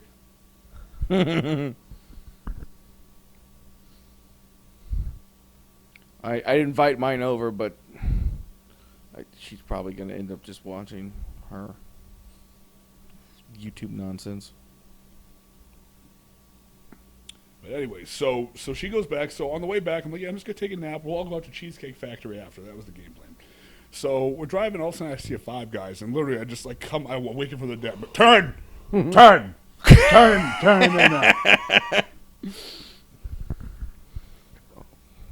So the standard bearer was we used to get like 1 or 2 or 3 or whatever the fuck of the 7x7s at Steak and Shake. I always remember that being like, how many of these can we eat? Let's find out. So what's the equivalent at your Five Guys experience? So Five Guys would probably be modest because I know we're going. Because you're to still cheesecaking it Yeah. Cheesecake afterwards. Factory's coming up in just 2 hours. Yeah. So we pull in. I go and I get 2 grilled cheese sandwiches, 2 double bacon cheeseburgers, large fry, milkshake, drink. Right. Go I home mean, instantly. go I easy, finish yeah. that in the car before we get back. I get back. Did you even like swallow? Or you just push the food? Like almost like a duck. You just kind of inhale it. So I get back. I eat 2 boxes of Entenmann's donuts, the like chocolate ones from Publix, and a box of blueberry muffins. Then I pass out for a little while. Then we go to Cheesecake Factory. I get an order of pretzel bites for myself, an order of fried mac and cheese balls for myself, a flatbread pizza for myself, a entree of chicken fettuccine alfredo, and then peanut butter cheesecake and strawberry cheesecake. I don't Eat that all know day. if it's the ceiling fan or this story, but I'm starting to get some tears around my eyes.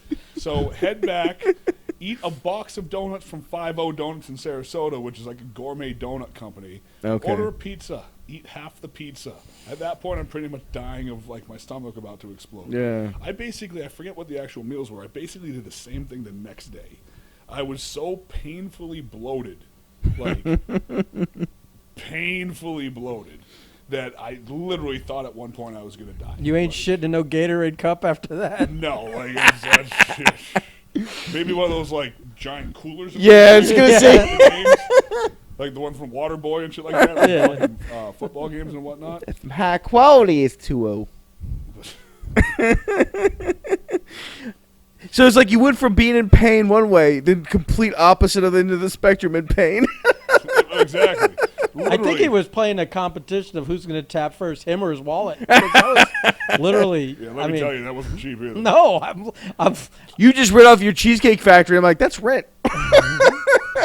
Look, and I paid for my girlfriend, and I paid for Chris for helping me out, Yeah. despite potentially almost killing me. But I looked fucking. And also potentially may or may not have done half of this while tripping on something. Yes, exactly. So, God damn, was he focused? We all have our performance enhancers. You can't judge what we use.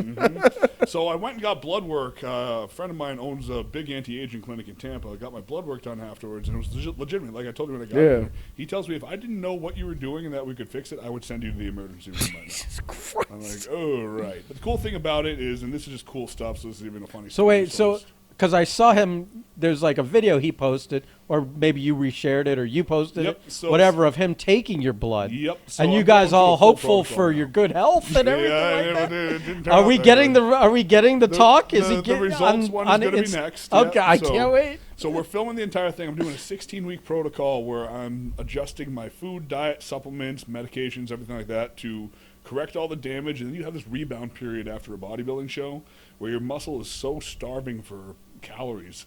It is literally, that's part of the reason why competitive bodybuilders of like 10 years on the Olympia stage are so fucking massive. The more you diet down and then rebound and start adding calories back in, the muscle becomes like a dry sponge. So every droplet of water that you touch it with just expands. Yeah. So I have the opportunity in the next 3 to 4 months to put on more muscle than I'll put on the next probably 2 years. But So it's funny. It's like you having ridiculous. you destroying your blood's probably gonna be great for his YouTube series or whatever he's Yeah, doing. well, here's the thing. So we're making a whole video on the protocol. I have IG lives with like high-level people in the industry that I start in 2 weeks. I'm going to be doing one a week with that. So I mean, that's going to raise my following a lot. I'm going to have them come in and speak on different like, you know, the diet after the competition, the training after the competition, the supplements after the competition, things you can do to facilitate growing more after the competition. So as opposed to being done with a bodybuilding show and just going, okay, I'm done. I'm going to wind up looking like I did when I started or worse. It's okay, I'm done. Now, how do I do everything to not only perfect my health and performance, make the gym awesome again, but become stronger and become bigger and leaner? So my whole thing, I started this diet at, let's say, about 260 pounds at, let's say, probably 12 or 13% body fat. Died myself all the way down to 204 at like 4 or 5% body fat. With the whole idea is I'm going to come back to 260, but at 9 or 10% body Right. fat. So I'll be the same weight, but XYZ percent. but like leaner. 7%. Right. So more it's gonna be muscle that and weight with even versus- more muscle yeah. and even less fat, which at that level looks like an entirely different physique. So, and which is incredibly hard to do. But if I can, you know, with all these experts that are actually working with me and putting this information out there, I'm working on recording all my training, all my food.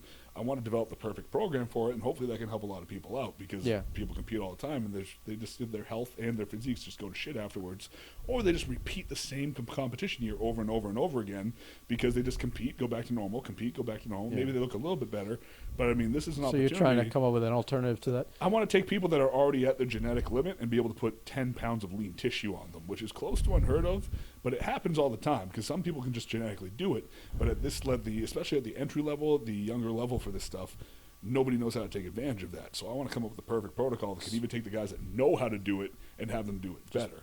Be your own guinea pig. Exactly. And Well, that's pass it on. exactly what I'm doing. It's Yeah. cool. It's cooler to do that when I'm guinea pigging stuff to make me healthier and not just bigger or leaner at the expense of my health. Right. Yeah. So, because again, if I can perfect a program and I can say this will make you healthier and stronger and bigger and leaner, It's I mean, all fuck. results, yes. Sign me the fuck up. I mean, there goes all the hesitation. So I'm basically going to release this all in like a PDF or an ebook at the very end of it too, with just all the interviews and stuff linked into it too. So we'll have a 'cause published big author thing in right our now ranks. is multiple revenue sources for Yeah. my industry. But I mean, that's just cool life shit. That's not like entertaining shit. I mean, we talked about Bruce Santee returning to alcoholism tonight. We can't just dive into my fun business endeavors. No, it's oh man, it makes me feel like a piece of shit. He's got like he knows where he's going for the next 2 years. We're like, well, we hope Anthony can stay alive. Oh, that's what makes you feel like a piece of shit. Well, that amongst other things. The fact that like every time I go to Publix, I'm like, well, I know I'm buying a half dozen donuts. What else am I getting past that? Like I know I'm getting 2 empanadas. I'm doing. I already know what my order is before I even go to like. Okay, what food shopping do I have to do now? It's funny that I'm much more like, I don't know if the word's responsible when I Oh, you're way, way, way better at get like, healthier food. Yeah. I just have the problem of I just overeat. Yeah. I'm eating okay food. I'm just eating way too much. Well, like, the worst part is like I totally know how to diet, but I also really enjoy food, and I don't see any reason to, like. Well, I think So we you're can all right. agree Drew looks fantastic, but you hear that story of the diet and the stuff, and you're like, why would any human being put himself yeah, through and that? you're married, so who are you impressing? You're married, were- so who are you impressing? You were at one point getting your calories from menthol cigarettes. What did you just say? I didn't catch the end of that either. You got wheezy in the middle of that one. I said at some point you're getting some kind of caloric intake from like fucking menthol cigarettes, okay? Ugh. People in fucking trailer parks are just like, I don't even know what to say, man. It's crazy because it's like, but the end result is you fucking look absolutely fantastic. You're like, dude, some of those Instagram pictures are the pictures that kids look at, like, I want to look like that one day. And then it's like, saying well, that about my liver. yeah, but the thing is they don't have any understanding of what it took to get I there. didn't take any pictures of my liver either. But yeah, I mean, but overall, it was a fun experience because it gives me an opportunity to do this. And Yeah. that's funny. This is the type of stuff I get excited about now. Is my actual career. And Yeah. it's just like like I got a beautiful girlfriend that's trying to buy a house right now, so I got to level my shit up a little bit. So Is your credit where my credit is?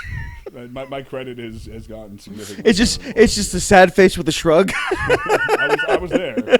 So I don't know, because you're sitting in the truck today talking about how you pay your bills on your credit cards and pay them off, and I'm like, how do you get credit cards? Yeah, sir, I am not. So I want to get credit cards. How do we do this? A lot of shit has happened frustrating shit has happened over the course of the last couple of years. One of the good things that happened is I've been on this mission to rebuild my credit, Likewise. and I'm at a point now where I'm more on the mission to wait for the 7 years for it to fall off my credit. so I'm at the point now where it's like I've got some student loans. The second they're weighing on my credit score like a fucking anchor, like a boat anchor, and I'm like, the second I can cut that line, man, like I can walk into a car dealership and they won't ask me to leave. Yeah, mine just got taken. Mine just dropped. Yeah. So I just finished up with mine. Oh, So fantastic, it man. was, I'm so close. The only reason I have enough to pay off what I have left on there right now. Yeah. But legitimately, all I want to do is all I have left to do is just go to a consolidation or a finance person because I know they can turn that into half of what it is. A lot of the times, though, I'll tell you because I've done it. They'll look at you and they're like, "Listen, for what we're going to charge you, it's not worth it. Just pay it off." Yeah, and if it's a situation like Yeah, that, a lot of time if it's under, I'll tell you, I not speculate to get into the business, but if it's under like $5,000, they're just gonna look at you and go, "Listen, just pay it off." and that's why I'm leaning towards Yeah, me too, man. But see, like I was gonna pay everything off at the beginning of the year, but when they froze the student loan rates, I'm like, I got till at least September, October before I got worried about my this. thing with it too is still hard for me because it's just like there was a time in my life where because you know how wrestling just like even if you're making money wrestling, it just drains you at the same time too. It financially drains you while it pays you. Like there was a time in my life where if I had $5,000 in the bank, I would have thought I was fucking balling. And now, But sometimes the reward is being in a hotel room with Fonzie while we're all watching what with Fonzie and Carino's kid and whatever. and else. watching what's his Sabu, and watching at what's some his point. face, watching what's his face. Drink water suspiciously from the darkest corner and eat just wings. like a fucking weirdo. TK. Well, I think that was because that was the first time we got TK Oh, to he got do weed. Yeah, That's right. And he had like a Ben moment at an uproar He show. did have a Ben moment at the uproar show. He was just trying to cope with eating So leftovers. they just brought back an angry memory.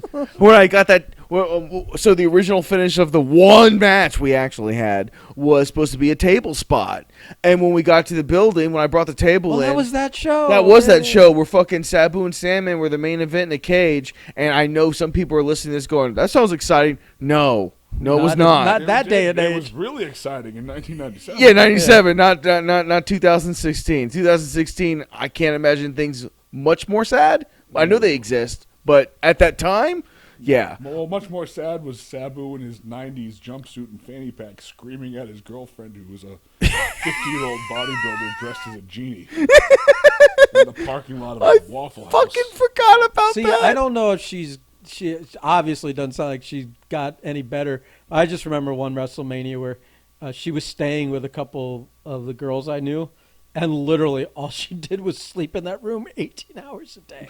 So, Yeah, no, and they took our table from us. Oh, they're going to use the table in the main. I'm like, no, they're not, because if they go through I their table, remember, they're dead. we They're went- dead. This is my table. didn't we go and buy that table? Or what? No, I had that table. We went and got it. Though. Yeah. It was like a trip to go get. The Yeah, it table. was, and it was just it was a whole thing. And you're like, but that's my table. Yeah, I was like, this is my fucking table. It's like legitimately my table. You cannot have this table. I And then- brought this from home. So it was a big to do. Finally, I think we relented because we were like, well, we're fucking workers. Well, we don't have a table. Whoop de fucking do. We'll come up with something else. As pissed off as I was, like, yeah, that's all right. And then all that bullshit, and they don't even use the fucking table. Right. What did we end up doing? What? The Van Terminator was the finish. Ah, it was. See- I never ended up taking the screwdriver, did I? I don't know if I hit. I don't think I hit it on that match. I think we had ideas to do something in the. We listen. So that's the one thing about when we bring up the theoretical feud of ours, is we always had like the best finishes to these blow-off matches.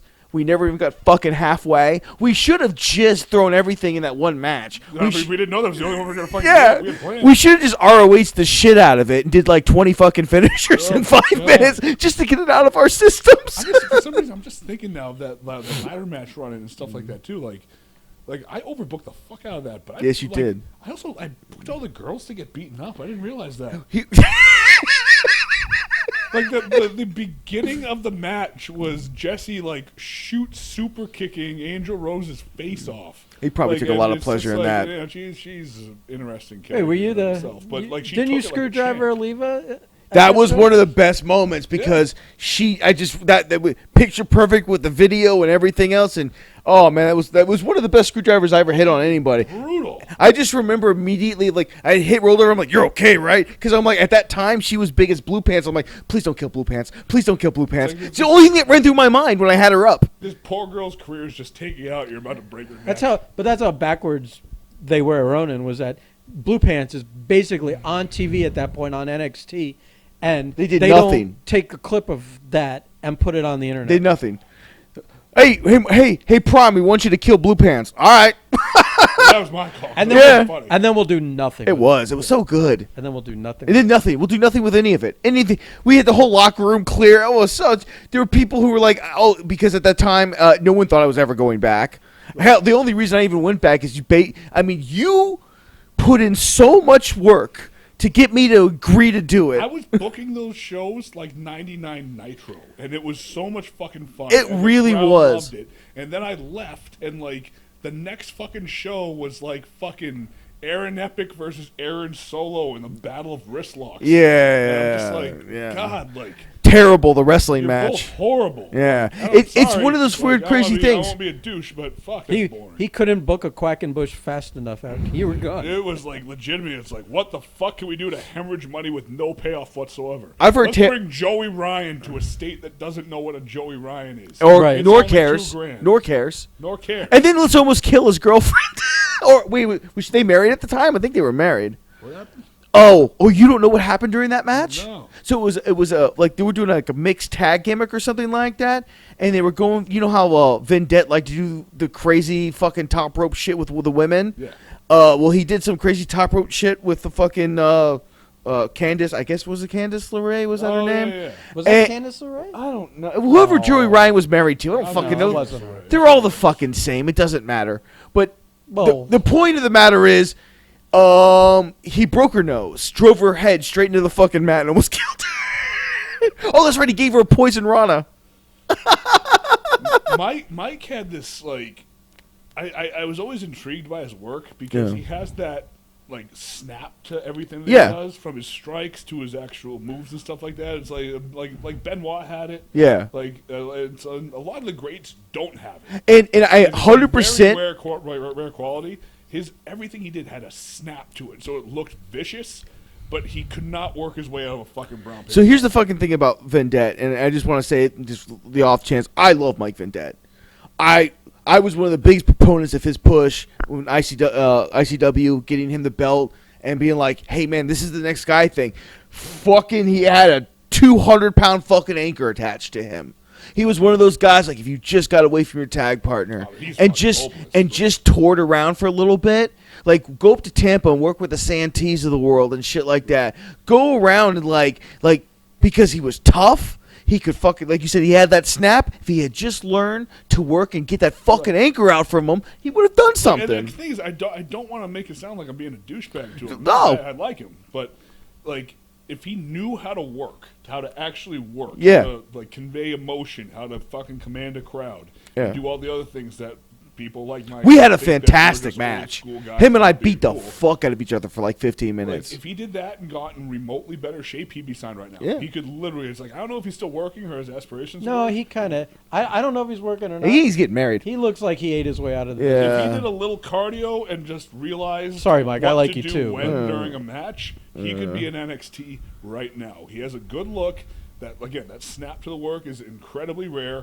If honest to God, he just knew how to put together a match and could sell and be a character. If he could even call a simple match. I'm not trying to make it like if he could only do these 800 things. Yeah. Like if he got the basics down of just telling a story. I know that sounds cliche, and everybody's like, "Oh, tell a story," and fuck you. If you say 90% of the time, if you say it, you have no idea what it means. None. But if you could really tell a story in a match and convey emotion on top of what he already can do, Yeah.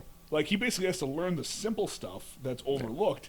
He could literally be in NXT as a top Well, guy and right telling now. a story. And I mean that as a fucking compliment. And telling a story isn't some involved thing. It can No. be super basic. It just but makes you it- got to convey. You got to get from A to B to C. Right. But it gets in the emotionally. It But gets you in the don't way of put cool on- moves. It gets in the way of cool moves. You don't put on Forrest Gump, and Forrest Gump doesn't start with Jenny telling him he has AIDS and dying, and then all of a sudden Jenny's a kid, and then all of a sudden he's in Yeah. Vietnam, then all of a sudden he's running the mile, the fucking country, cross-country thing, and then all of a sudden he's meeting the president, and then like, it's like that's what a Yeah. tech match is. Yeah. Unfortunately. But if he could reorder that, if Mike could reorder that, I'm not just saying that because Trevor and I had the fucking Ronan disagreement. I just don't think Trevor's a good worker, sorry. But fucking Mike could, if Mike could rearrange that shit, he could literally have a contract. He would get one. He's tall enough. He has the right. He looks like a grown ass man. If he got in little, he doesn't have to look like a bodybuilder. If he just got in Yeah, decent listen, shape. man, they got fucking look at what they're working with on TV Exactly, nowadays. Exactly. Just look like a guy that goes to the gym.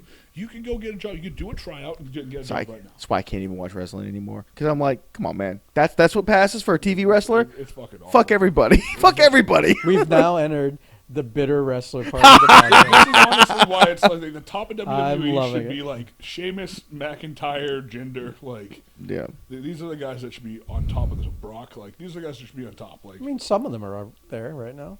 well, they should always be on top. Yeah. Like, as opposed to Well, I and the thing is, I agree. can't even like watch like fucking. I don't know. It should be one of those things where someone comes up and like, man, why do you main event all these shows? You just lift your shirt up to show the abs, and then you just walk away. Right. Like there's no you don't need verbiage. And you stand up. Yeah, you stand up and you're a next grown to thing that man. says you're 6'3". Yeah. You know. It's a sad state of the business when fucking Austin Theory is considered a body guy. Or what the fuck? We were talking the shit about it today. Fucking Pat McAfee's gonna work fucking Adam Cole.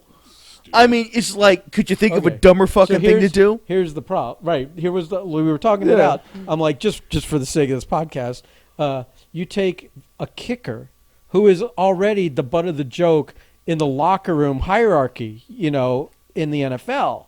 Quarterbacks on top, kickers, it's the joke that Hey guys, I'm here too. yeah, but then you take that guy and you have him berating your last champ, not the current, but your last champ, and calling that guy a pipsqueak and minuscule, and just like how does this, unless this guy comes in and beats him in 2.5 seconds, you've destroyed Adam Cole and all the work he put into him for whatever. I mean, especially as McAfee's never wrestled a match in his life. It's like, where are you going with this? And they're running it's the most around retarded telling everybody thing. that will listen that Adam Cole's the most talented worker in WWE. Notice all these interviews are leaking out now.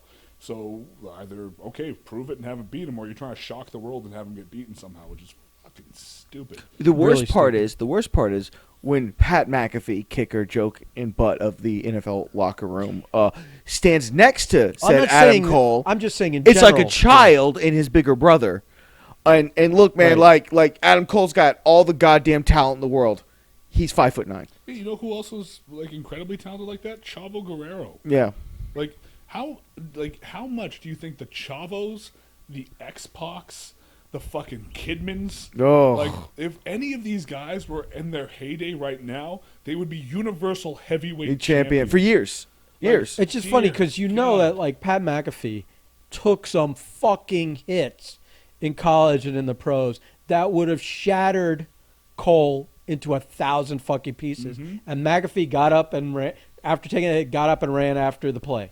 You know what I mean? So it was the dumbest thing to put this together. They're going to have a 50-50 fucking match, and it's going to be the worst fucking thing. And then all the boys will praise Adam Cole for making him look so good, and then it's And like, praise McAfee for coming out for his first match, and like it's some kind of Lawrence Taylor situation. But guys, we're not supposed to be doing that. No.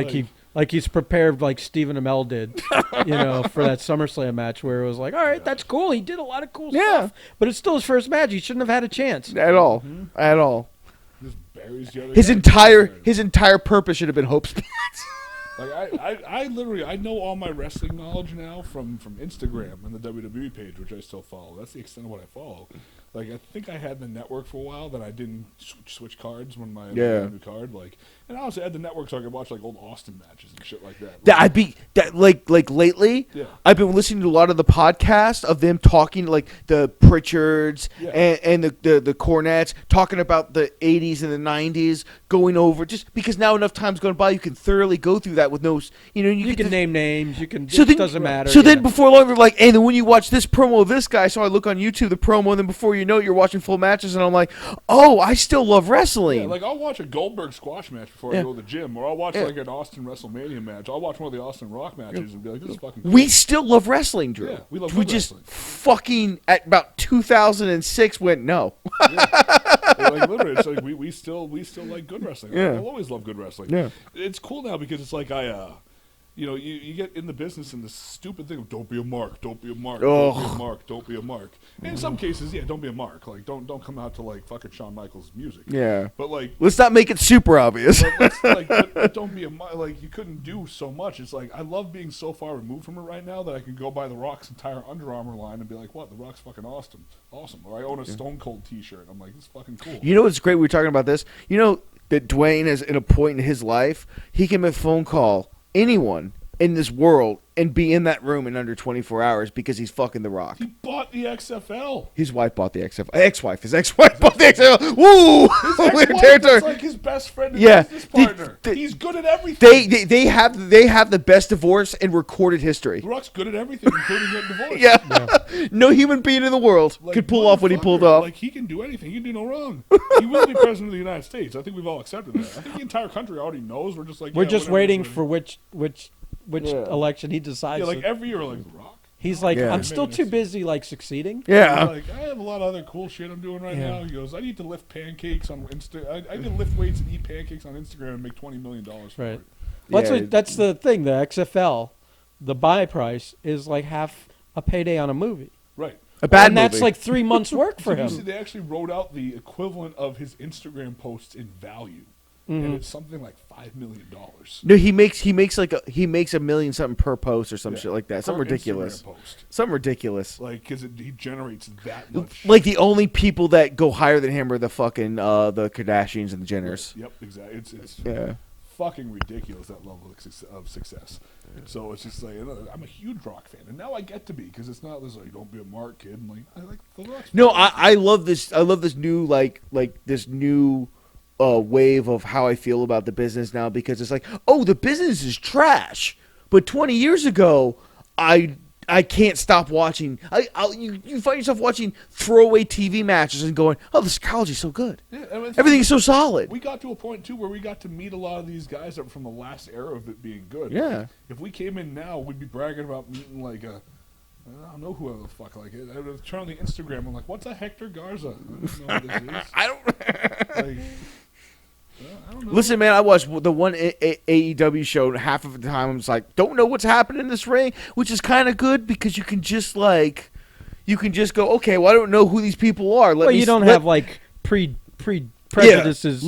Now it's on them to sell me on their product, which is kind of cool. Like, my favorite match of that pay-per-view was the women's match. That was the best match on the show. There's really like I've scanned through a couple of that, because I don't watch a show, but I watch like the Dark thing on YouTube every now and then. Because the one person I do like to watch matches of currently is still Sean Spears, because I think Spears is fucking phenomenal. But it's weird that they don't put him on TNT. Yeah, like that. He's just like the Dark. The poor guy perennially is like too good of a hand, and just gets kept in that weird status. I mean, I've worked Sean probably. And that's the kind of shit that 5 or 6 times, and he's fucking amazing. That's the kind of shit that makes you mad. Amazingly talented. Well, and that wife. Holy shit. He always, as long as I've known him, he was always dating one of the divas. He's a serial diva dater. Yeah. But I mean, fuck. Only the perfect tens, though, sir. I know. Only the perfect like, tens. Yeah, it's always all from FCW all the way through. That man lives his gimmick. Really fucking does, man. But like, good for him, but hell of a fucking worker. I don't know what the fuck else I watch on that. Like, Kenny Omega's interesting, I guess, but there's really, I'm like, okay. Something's off since he left Japan. I don't know what it is. Maybe it's because it was you saw him sparingly. Right. And now it's like every week it's not special it's anymore. Not like, I don't know what it is. I like Pac. Like, is he still there? He is, but You're asking the wrong person. But I think he hasn't been on for a while because I think the travel issues. Oh yeah. You have a lot of people getting an opportunity right now because other people can't get in the country. I love Jericho. I always love Jericho. Like Listen, Jericho could take a shit in the ring, and it's better than anything you've seen on TV that week. Because you'll find a way to make it the most entertaining thing you've seen that week. He made that like stupid bubbly thing. I remember he just said something really dumb, and people made a bit of the bubbly. So he turned it into a legitimate catchphrase and started selling wine. He, like Rock, can do no wrong. No. Not whatsoever. I mean, he's just like, I'm going to run a cruise. That succeeded. All right, I'm going to start a wrestling promotion with another guy's money. Oh, that succeeded. I mean, everywhere he goes, he's just dropping fucking the music bit everywhere, man. But it says something that these guys are doing it on their terms. You realize Jericho is our generation's Roddy Piper. Oh, 100%. Where he will never have made it to that Austin Rock level. He will have been one step below the Austin Rock level. He will have just enough fame and notoriety that the mainstream kind of knows him. But like Roddy had like the. But he made movie. A number of Austin Rocks. Yeah. Yes. That as well. Which he's currently doing right now. Yep. So literally, he is our generation's Roddy Piper. We're watching our fucking Roddy Piper. Although technically he's had the belts and he won't, for whatever reason, he won't be in that Rushmore discussion. But until he beats up a transvestite in a backyard brawl. Or backlot brawl. We don't say those kind of words around We haven't seen. We don't say those kind of words around Here's the thing, though. I would also argue that Triple H is on that Jericho level, too. Despite everything else, because Triple H was never made it to the level. Triple H is not Rock, Austin, Hogan, Cena. No. And I think all those people had to leave for him to so I think step in that that Mount spot. Rushmore, that legitimate Mount Rushmore is Rock, Austin, Hogan, Cena. And then... even though the top of the second row, Macho Man, Hunter, Jericho, Orton, Batista. The thing with here's the biggest Maybe thing. Orton, Batista below those two. Around. Yeah. I've Orton might be up there. I think Batista's the next Orton rung rung down. above, Orton up there, Batista underneath. I've always felt the Hunter's biggest problem was being I mean, Shawn you're Michaels' just best talking friend. about that era. Oh, and I You're would not. put Shawn on the second rung as well. Really? You're talking about that specific era, though. You're not like. He never drew. Right. He never drew. Him like Brett never drew. Sean and Brett second rung. Yeah. I would even. The second rung's got a lot of fantastic wrestlers. Second rung is much larger, but Yeah. Shawn Michaels never made it to the level of Rock or Austin, Hogan or Cena. Neither did Brett. Yeah. Not even fucking close. No. Not even fucking close. And the thing No. is too. Well, Brett never had a shot. Right. Brett never had a shot.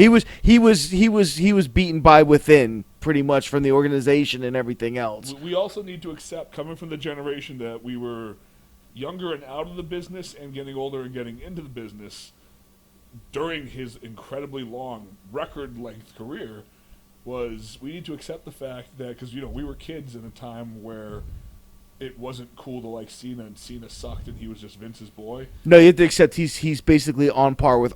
I would say he's on par with Hogan and Austin as far as draw. And the thing is, I would still put Rock on that same level because Rock's stardom rose post-WWE. Rock now is the biggest star on the planet. Rock in WWE was equal, if not slightly less. You would than- put him on that level because of the post. No, I put that even if Rock just went away after his WWE career. Yeah. I think he would still be the top of Mount Rushmore because there was a thing. I mean, Rock was there at a time when there was a time when everybody in the mainstream media and general Yeah. populace, the non-wrestling fans knew who The Rock was. Yeah. The non-wrestling fans knew who Austin. Yeah, he was a household name while he was still in the business. Yep. The non-wrestling fans know who Hogan was. The non-wrestling fans know who Cena is. Yeah. So you gotta look at it that way. Well, though, a lot of people do them because of crow makeup and everything. No. No. My girlfriend Not has even no close. idea what a sting is. She knows who Flair is, though. My girlfriend has no idea who Ric Flair is. Wow. My girlfriend That's is- probably the best thing ever. But that's because it's before Yeah. his time was before, Yeah. her time, and then he's only become a pop culture icon Right. in the last 5 to 10 So years. because my girlfriend's relatively in our age bracket. She just turned 30. 29. Sorry if she's listening. At this point, we're too deep a dive into wrestling for probably her to Yeah, be there's no listening way to this she'd shit sit too. through this. There's no chance in hell. Yeah. Yeah. And that's another reason why I love her because she's so not like I still have to we watched one of my YouTube matches once and I bump into the cameraman at a Paragon show and I'm in gimmicks, so I'm like, get the fuck out of my way as I'm going. She's like, the fuck you being such a fucking asshole? I'm like, it's fake. It's fake. She goes, I know the match is fake, but you're a piece of shit to that guy. I'm like, it's fake from the minute you step out the curtain. Never show her my stuff if we're gonna be. I know, right? Show her my stuff. Dear God. Jesus. Like, What did he say about Jesus? She's like, I thought you and Jesse were friends. You literally just punched her and said, go fuck yourself. I'm like, yeah, it's fake. It's all fake. Is that That guy behind you. But yeah, I know, right? But where did I leave off? All right, so my girlfriend with no wrestling knowledge whatsoever, Yeah. doesn't even know the intricacies of what's real and fake. Knows who The Rock is. Knows who Stone Cold Steve Austin is. I know this for a fact. I've checked. Yeah. Knows who Knows they are. Knows who Hogan Hogan is. is. Knows who Cena is. Yeah. right? And No idea who the entire second. that's run. it. She might know Batista because of the Marvel. I think ironically, yeah, Batista might be. Oh, so if we're going with that, Batista's climbing, really sneaking in there. But what's funny is, I think a Roddy Piper sneaks up in there. Maybe not for the wrestling, but becoming a household name. Second run, I'd say. Roddy Piper is more of a household name than probably anyone else you're going to name. Ric Flair probably now for sure. Just for Piper They gets, Live, which is mentions a in, cult. in songs and stuff like that, Yeah. in pop culture. Yeah. I know that's right. You got the poster in here. Yeah. Just for They Live, he gets a pop culture. Because They Live had a big following and a bigger cult following. Yeah, that's pretty much it. Nobody else really. But Jericho kind of. But Jericho does it. Jericho, well, but he built a whole nother industry for himself. He is a rock and roll, I would say, star. Yeah. He's not a cover band guy anymore. He is a guy that tours on his own, sells original music on albums, has a following of people that aren't into wrestling. Exactly. So Fozzy sells out, man. he might He is again. He's close another to the guy. top, But the top cannot be anybody And but Jericho, those four. Jericho was a TV show host for a season. He's done mainstream shit. He doesn't do the acting, although he's now popping in Jay and Silent Bob movies. And Kevin Smith has said he'll use him in every movie from now on. That he may even become. Which was he in the reboot? He plays the Klans guy. Yeah, he's I a haven't head. seen it. He's Oh, you a head haven't seen it? Klansman. He's got one. He steals. It's a If you stolen moment. like It's a Kevin stolen Smith moment. movies, you're gonna love the movie. If It's you so much- don't like Kevin It's Smith so much movies, callback and fan service to Yeah. everything from before. Okay, got yeah. it. If you've never seen a Kevin Smith movie, you have no fucking idea what's happening. How's it compared to the other Jay and Silent Bob movies? I thoroughly enjoyed it. It's fun. It just made It's a little bit too much of the wink. We've done this. Yeah. We're winking to Right. previous stuff. that and the my daughter now is the thing I push the most in my movies. Yeah. I understand he's a fantastic father, Listen, but I don't want to watch that if, shit. if someone would actually fund his movies, yeah. then they would have a say. Yeah. But since he has to go and Do hustle and hat in hand collect to get these movies made, because nobody in this time of the streaming wars and the content wars, nobody wants to invest in Kevin Smith. That's ridiculous. So if he's gonna be making his own movies with his own, and he has to raise the money himself, then fuck it, he'll put whoever the fuck he wants in it. It is sad though to see Val Kilmer because he has a role in that movie, Val Kilmer's and you want fantastic. so much for it to be good, but you realize that's a broken man. That's a broken man. Like he's supposed to be in the new Top Gun movie, and I'm like, I think he's just gonna be the corpse as they bury Iceman. I think that's his role in the entire. Listen, man, there's nothing he can do. Val Kilmer has fallen from grace and hit. Every It's not his branch fault. on the He wall. had throat cancer. The man is No, broken. I think he was also a piece of shit to people. Yeah, I heard he was Oh. very unpleasant. Yeah. But I mean, unpleasant's kind of a fucking A+ in Hollywood right now because at least you're not having sex with children. Right. Well, Unless you it's know. unpleasant sex. Listen, man, watching that Epstein documentary because we spent the last couple days like in West Palm doing dude. doing work like around that area. I was trying to convince him to go, and then we realized that probably the whole island is private, so you probably can't even Most get likely. anywhere near the house to like Yeah. film something. But I wanted to be like in front of the house, like, yo.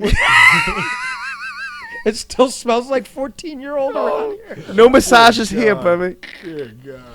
Oh my goodness. We just got canceled. no, listen. We got canceled way before we even started this podcast, buddy. Yeah, I was gonna Dude, say. we worked on some house. I don't know where it was. If you need to know, Just a random house that we did a call for. if you On need Zillow, $22 million. Yeah. Ain't no Yeah. thing. if you need to know where the canceling started, I'll literally make a short drive to War Memorial. I'll show you a door. Well, God, listen, that fucking show. let's end on that story. What you want? That's a. There's like 15 stories in that story. Yeah. Real quick, I'm a bad person. Well, I got because- kicked out of the War Memorial Auditorium. No, because he's got the other side of the other side of a lot of it. This is that was a fucking. I want to condense as much as possible. We'll get more into this in later podcasts because I know there's going to be. And now that you're back around, it's very easy for me to start shitting on people left and right. Beautiful. I'm like, happy to have that. But so we'll just say that I had a very long running relationship with a individual that ran a comic book convention where all the cosplay where we basically all met, and it went sour. Until it went sour, those were some. Fun Until it went sour, it was a fantastic show. I got told after the first Ronin show that was the best, most well-run show he's ever been a part of, and he can't wait to see the future. Then I was replaced 2 weeks later by a fucking midget and a fucking pedophile. I'm not a pedophile, sexual. What do we call him? I don't want to say his name by name. You know, the guy who likes to Oh, I heard about that. at cosplay I heard about conventions. that like a week ago. It was Yeah. Like, I'm shocked and not Yeah. surprised. Good old Captain America. Oh, Oh, yeah. you get Fuck that guy. But anyway, we'll get in that later. Yeah. Once we get me going, I'm going to try to turn this off and keep this in focus. So, basically, we were on the first show. It was great. I worked Tommy Dreamer, probably one of my favorite matches of all It was a good time. fucking match. Remembered it 2 years later. And he remembered it 2 years later, which means I wasn't that. I was either pleasantly surprising for him, or he goes to bed thinking of how much shit it was. But it was a good. No, it was a good match. It was a One of my good favorite. match. It was one of my favorite matches. And it was a fantastic. And then we go into the second show where we brought in a couple other people, and things started to go awry, and things went bad. And I basically told myself, and I told the promoter that the December show, which was going to be the Memorial Auditorium, would be my last show. I believe you worked Rhino? No, you worked Bobby Lashley. You worked Bobby Lashley.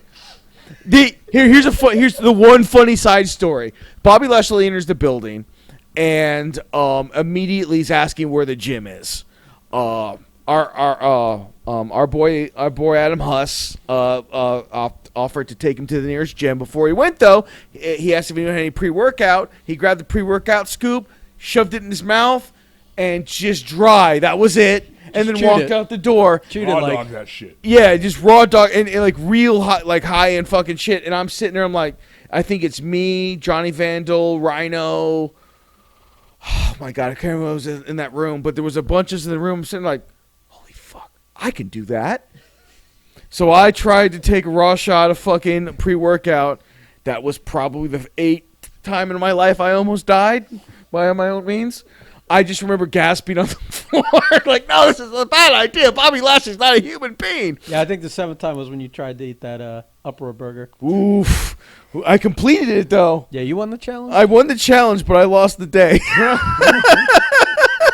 Lashley was checked out that night, man. He walked in, he goes, You worked for WWE, right? I go, yeah, I did. He goes, lock up with me real quick. And we just locked up. And he goes, you're fine. This will be easy. I'm going to go to the gym. Just left. It was an easy payday for him. Did you guys just call in the ring? Most of it, yeah, honestly. So he's just like, we called the finish, and then he was just like, yeah, he goes, just listen, and I'll listen if you want to throw. Let's just both call it. So it's a fun match. Funny thing about that is I'll never know what that match looked like. No, you won't, because I had to forcibly kick you out of the building politely. So the best you could look online. The problem with watching online is I don't think they have the commentary. They had just uploaded the match, right? And the problem is, so it's just you guys wrestling, and I think it's Hicks saying Donovan. No, that was what's his name? Grayson Cummings. Oh, Grayson Cummings. Who's now in the business for 17 fucking minutes. So I tried to sit through it to watch it out of curiosity. About 3 minutes in, I'm like, let me just go to the end. This fucking guy just yelling, Donovan. So best setup to this whole story is this is going to be my last match here. I need to leave. I don't know if I'm never going to like come back, but I know I need to leave because I got fucking shafted real fucking hard. And every day it's getting more contentious. Every day it's getting you worse and the worse. guy you're working for. I literally stayed away those last 2 weeks. I didn't even go back into the office or anything because I was like, I don't need this to get any worse than it has to get. And it was consistently escalating. Yeah, consistently escalating. Because you want to work the War Memorial. Yo, yeah, fuck yeah. The War Memorial is one of the most famous fucking wrestling buildings in the state. You goddamn right I'm going to wrestle there. I've earned that fucking right. I had the match was scheduled with me and Johnny Vandal. We built up a huge feud. It was working great. The show before that, we just wrecked house through merch tables and shit, and lots of people legitimately thought I was going to like try to kill him. It was fucking amazing. It was one of those few instances because that's when like I just said fuck it. I just said and did whatever the fuck I thought was going to be the best for me and the best for the story. You had worked the owner's wife. That you were like, this was all cleared though. Like, yes. Not only was it cleared. No, but I'm saying you were getting big at that time. Yeah. And they thought you were a little too roid ragey. Which is all bullshit. Which is hilarious. Which is completely anyone who knows you knows. Yeah. That's hilarious. So like it had gotten to the point now where I was running all cylinders. Everything was great. Everything I did got great reactions from the crowd, and I felt it was fantastic. That whole fucking bullshit press conference was one of the favorite moments of my entire fucking life. Oh God! Because I made that Captain America wannabe fuck just look like a giant piece of human shit. Okay, he on his best day can't cut a promo of that guy. He can't cut a promo to save his life. Never could, never will be able to. All he's really good at is stealing good ideas from other people and doing them half-assed. And he stole enough of my shit that I fucking could say that confidently. And he kept fucking in this promo and in the press conference, kept going, and I for whatever reason, I was already irritated. I wasn't going to be. I was supposed to work Colt Cabana that night, and I was all fucked up, and I couldn't do it. And then everyone's like, "Oh, you're just not working. You're not working Colt because you're afraid." I'm like, "What the fuck are you talking about? You dumb motherfuckers!" No, the We did. We cut the over the top promo of Colt and I, and the entire time we were doing that, I'm like, "My God, we'd have a fucking great match." what I think people that don't understand is that why would you be afraid to work someone that like knows how to work? Exactly. Wouldn't you be more afraid to work the Joey Brickos of the world that they bring in? Oh, all right. Oh, we're naming a little names here. You know, That's also why Lashley was all laid back, because he got paid because Bricko got the friend price. Which meant, how much is this? $3,000. $3,000. I got the friend price. I think Lashley made like $5,500, if not more. I'm gonna be shocked. Listen, that show was a $65,000 fucking piece of You garbage. have how much I made at that show? Yes, I know, because That that was when you got booked you got paid for every time that you booked yourself in a match. That's when I discovered that I got $300 every time I was in a match, and he was letting me book my own matches. How many matches did you have that Let show? me book multiple matches per show, and I charged him for segments. I got paid for a Q&A session, $300. I got paid for a pre-show warm-up match for $300. I got booked for asking you why I need to escort you out of the building. Yep. $300. Yeah. I got paid like $600 for the main event because it was the main event. It was I phenomenal. just kept putting myself in. So Because it happened, I realized it the show before. Because the show before, it was like, he's like, all right, I'll pay you XYZ per match. That's right, because the For book was already been XYZ per taken match. from me. And then I was like, all right, well, we gotta eat up some time. Why don't I go out and work again? He's like, all right, cool. So I'll pay you. You know, the number he quoted me was double what the pay was. I was like, I think I should go out for an interview segment later too. He's like, hold on, let me check the budget. Yeah, so I'll pay you another XYZ for that. That's right. He loved you, And man. I'm like, He loved you. Oh my God! Like, I think I should go out again. Like, just money. Yeah, it was. It was fun. Like, I never even had a falling out with him. I think I just caught the residual when I started hanging out with you guys, and I was like, yeah, fuck it, this is fun. well, I think it was that. It was the Ronan thing. So Well, no, I had already kind of like not talked to him in a while when the Ronan thing happened, and that was me and Trevor mainly. I could see how that would bleed. Yeah, over, but you were tight because that's where I think I finally came back to see you guys and that. Right. I think there were some associations that were made. It probably Yeah. was or something stupid like that. I mean, I don't give a shit. Who I never knows? had a relationship I'm to amateur begin with. detectiving it. So I don't give a like shit. at that time, I was responsible for the ring. I was responsible for everything. Like that first show, I was at the building for that first show at like some absurd like 6:30, 7 o'clock. I didn't get in the truck to drive home until like 4:30 in the morning. And I did everything. Paid everybody. Went over I must have gone through like 3 scoops of pre-workout that whole day just to keep going. I just needed the energy, man. Right. And I fucking worked Dreamer, and somehow that worked, because I remember specifically the moment I knew that I booked the show well was during the main event. After the main event during the main event, Dreamer watched the entire show, and he watched the main event. After the proposal thing happened and whatnot, he comes back. He comes back. Forgot about the proposal. Yeah. Let's not sidetrack that. He comes, and that's the only reason that match was the main event, by the way, was because I'm trying to help my friend out. Frank wanted to do it this way, and I'm like, he was in the army at the time, and I'm like, bro, if you're gonna do it, let's go full retard with it. And we did, and it was fantastic. It was the best way to end. It was fantastic at that point. At that point, that show ended on such a great note because I remember specifically fucking Dreamer walking over to me and going, for the entire night I couldn't understand why we weren't the main event. I understand now. I see how you booked it. Great. And I'm like, that's great. Tommy Dreamer tells you did all right with your booking. Fuck yeah.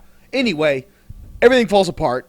I walk into the building in December basically going like, I just need to finish this match. I just need to work this match, shake everyone. I didn't want to get paid. I didn't care. Did not care. I only came because I promised Johnny and I promised everybody that I was going to see it through. And I saw it through. I showed up. Nobody wanted me to be there. He changed the match twice. Well, by nobody, you mean powers that be. The powers that be didn't want me there.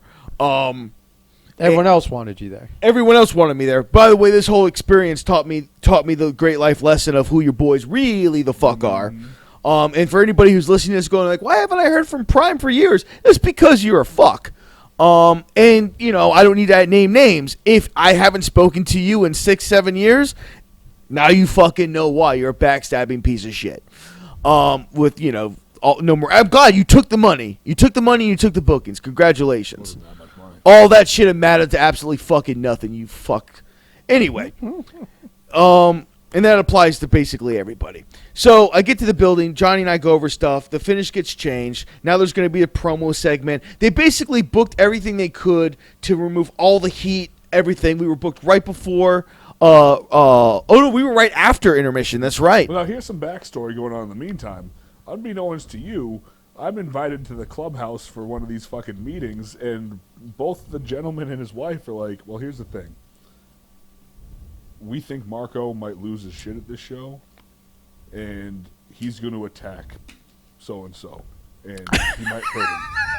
So, Holy if shit! we About give you the what signal, a bunch of fucking. if we That's gi- being a mark if and we getting give work. you the signal, you need to come out and, you know, we'll book a screw job scenario. What? where you just What's need the to come signal? out Someone and just screeching carry like a him out. girl. Donovan, help me!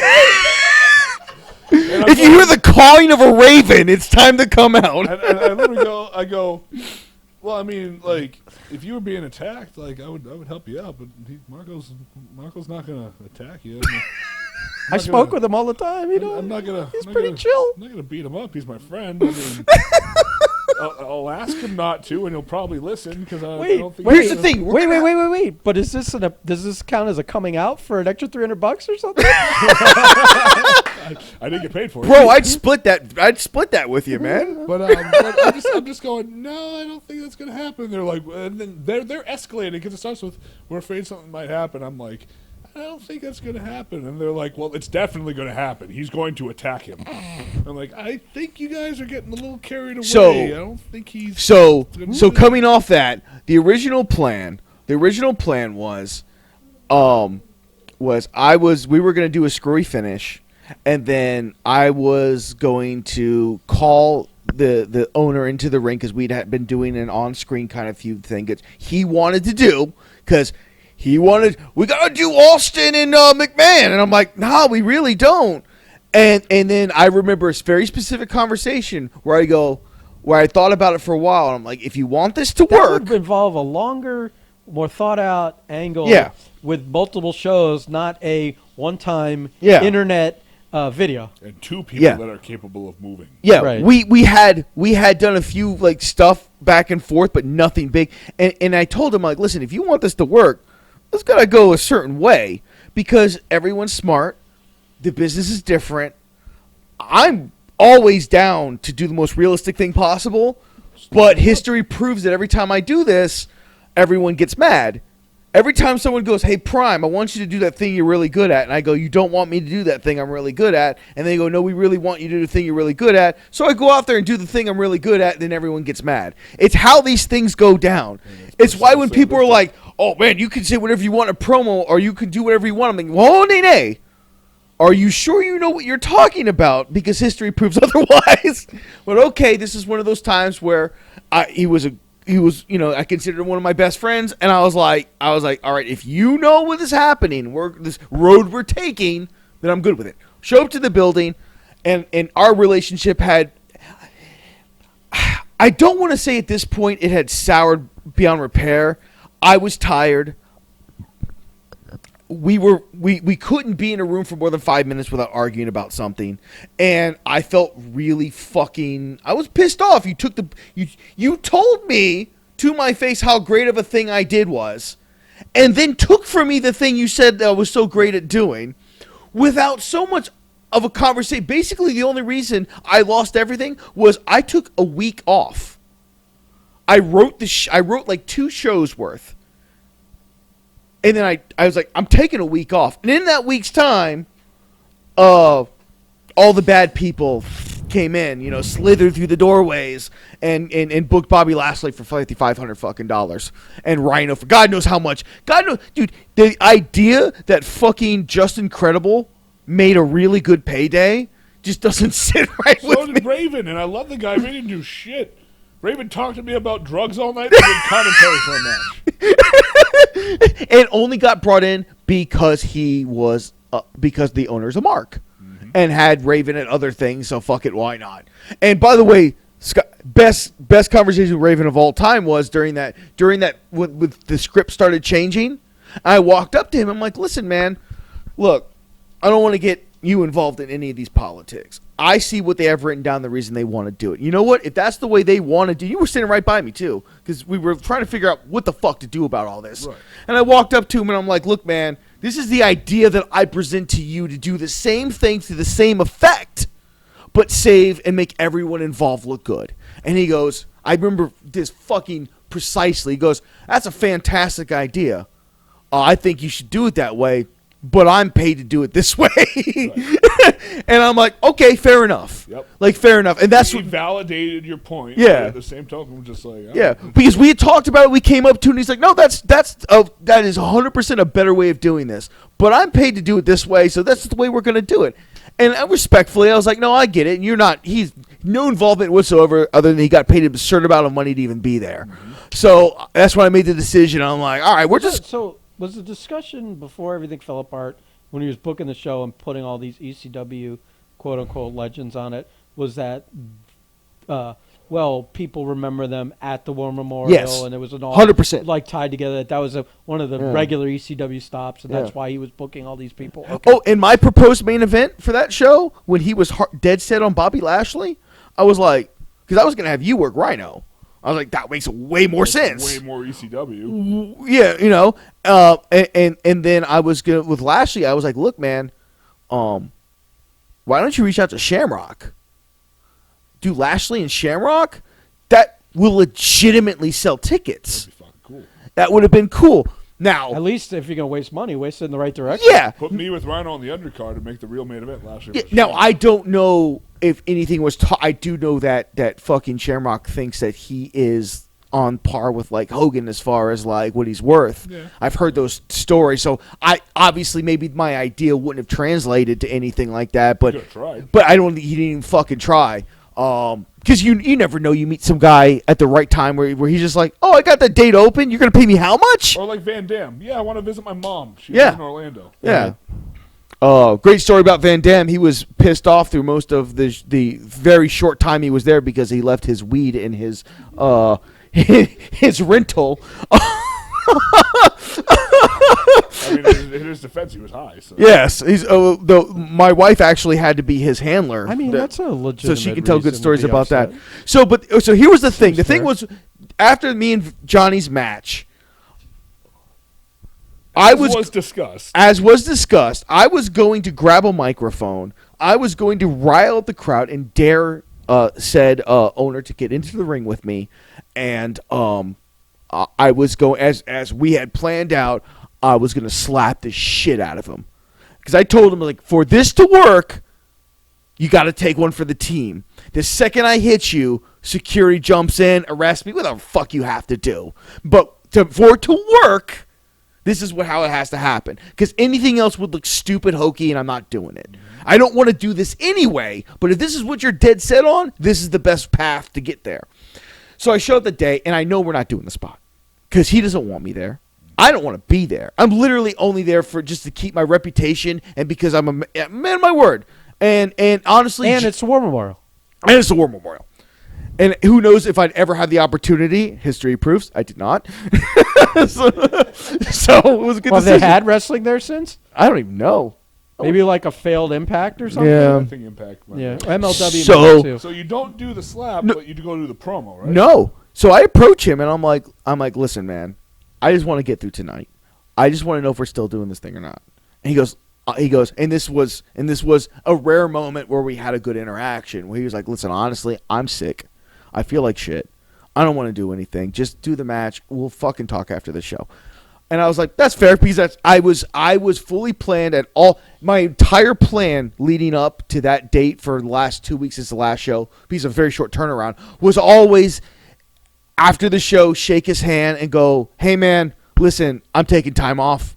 I need it. You know I need it. Things aren't going right.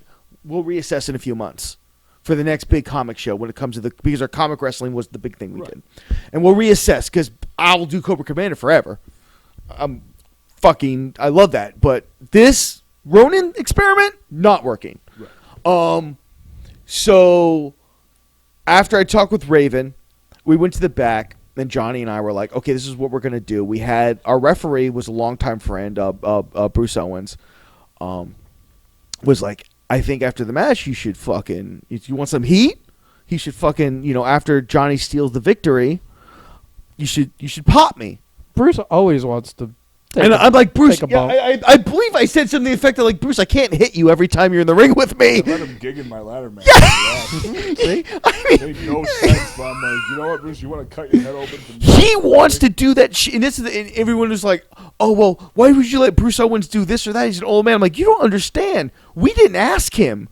He told us he was doing this. But now you see like on Facebook every now and then he's in for some spinal. Oh yeah, he's completely fucked. He's completely fucked 8 ways to Sunways. So Bruce is like, why don't you pop me afterwards? I'm like, Bruce, honestly, I don't want to. Like, listen, man, I don't really want to create any heat kind of thing. And then Johnny's like, no, fuck that. Like, we worked real hard for this kind of shit. Pop him and then hit me with the fucking driver. And I was like, all right, this is Johnny Vandal. He never wants to do anything. Sure. And now, so this is the perfect storm of bad things happening. First off, the match before us was that stupid hardcore bullshit, and they broke the ring. Didn't tell anyone they broke the ring. Of course not. So one of the spots was... They broke a beam, right? Broke a beam. A plank or whatever. Broke a 2x8 fucking plank. So one of the spots in our match was Johnny comes off the top, roll through with the crossbody, and I pick him up for the screwdriver. He kicks me in the knee a few times. It looks like he's coming down, but I power him over for a Death Valley driver. And I mean, you're the one who fucking gave me the workout program. Easily spot I could do in my sleep. We get in the ring, fucking crossbody slider. My foot steps in the only fucking hole in the ring. Oh God. Only fuck. And when I tell you that I did everything I could to power out of that. Bro, I gave it everything I could, but it was like, nope, this tree's a falling. And we covered it up. It wasn't that bit of a fuck up, but it was just a prelude of things to come. Because it started off with the promo, and we couldn't get around the fucking Eddie Gordo, whatever the fuck his name was. It doesn't fucking matter anymore.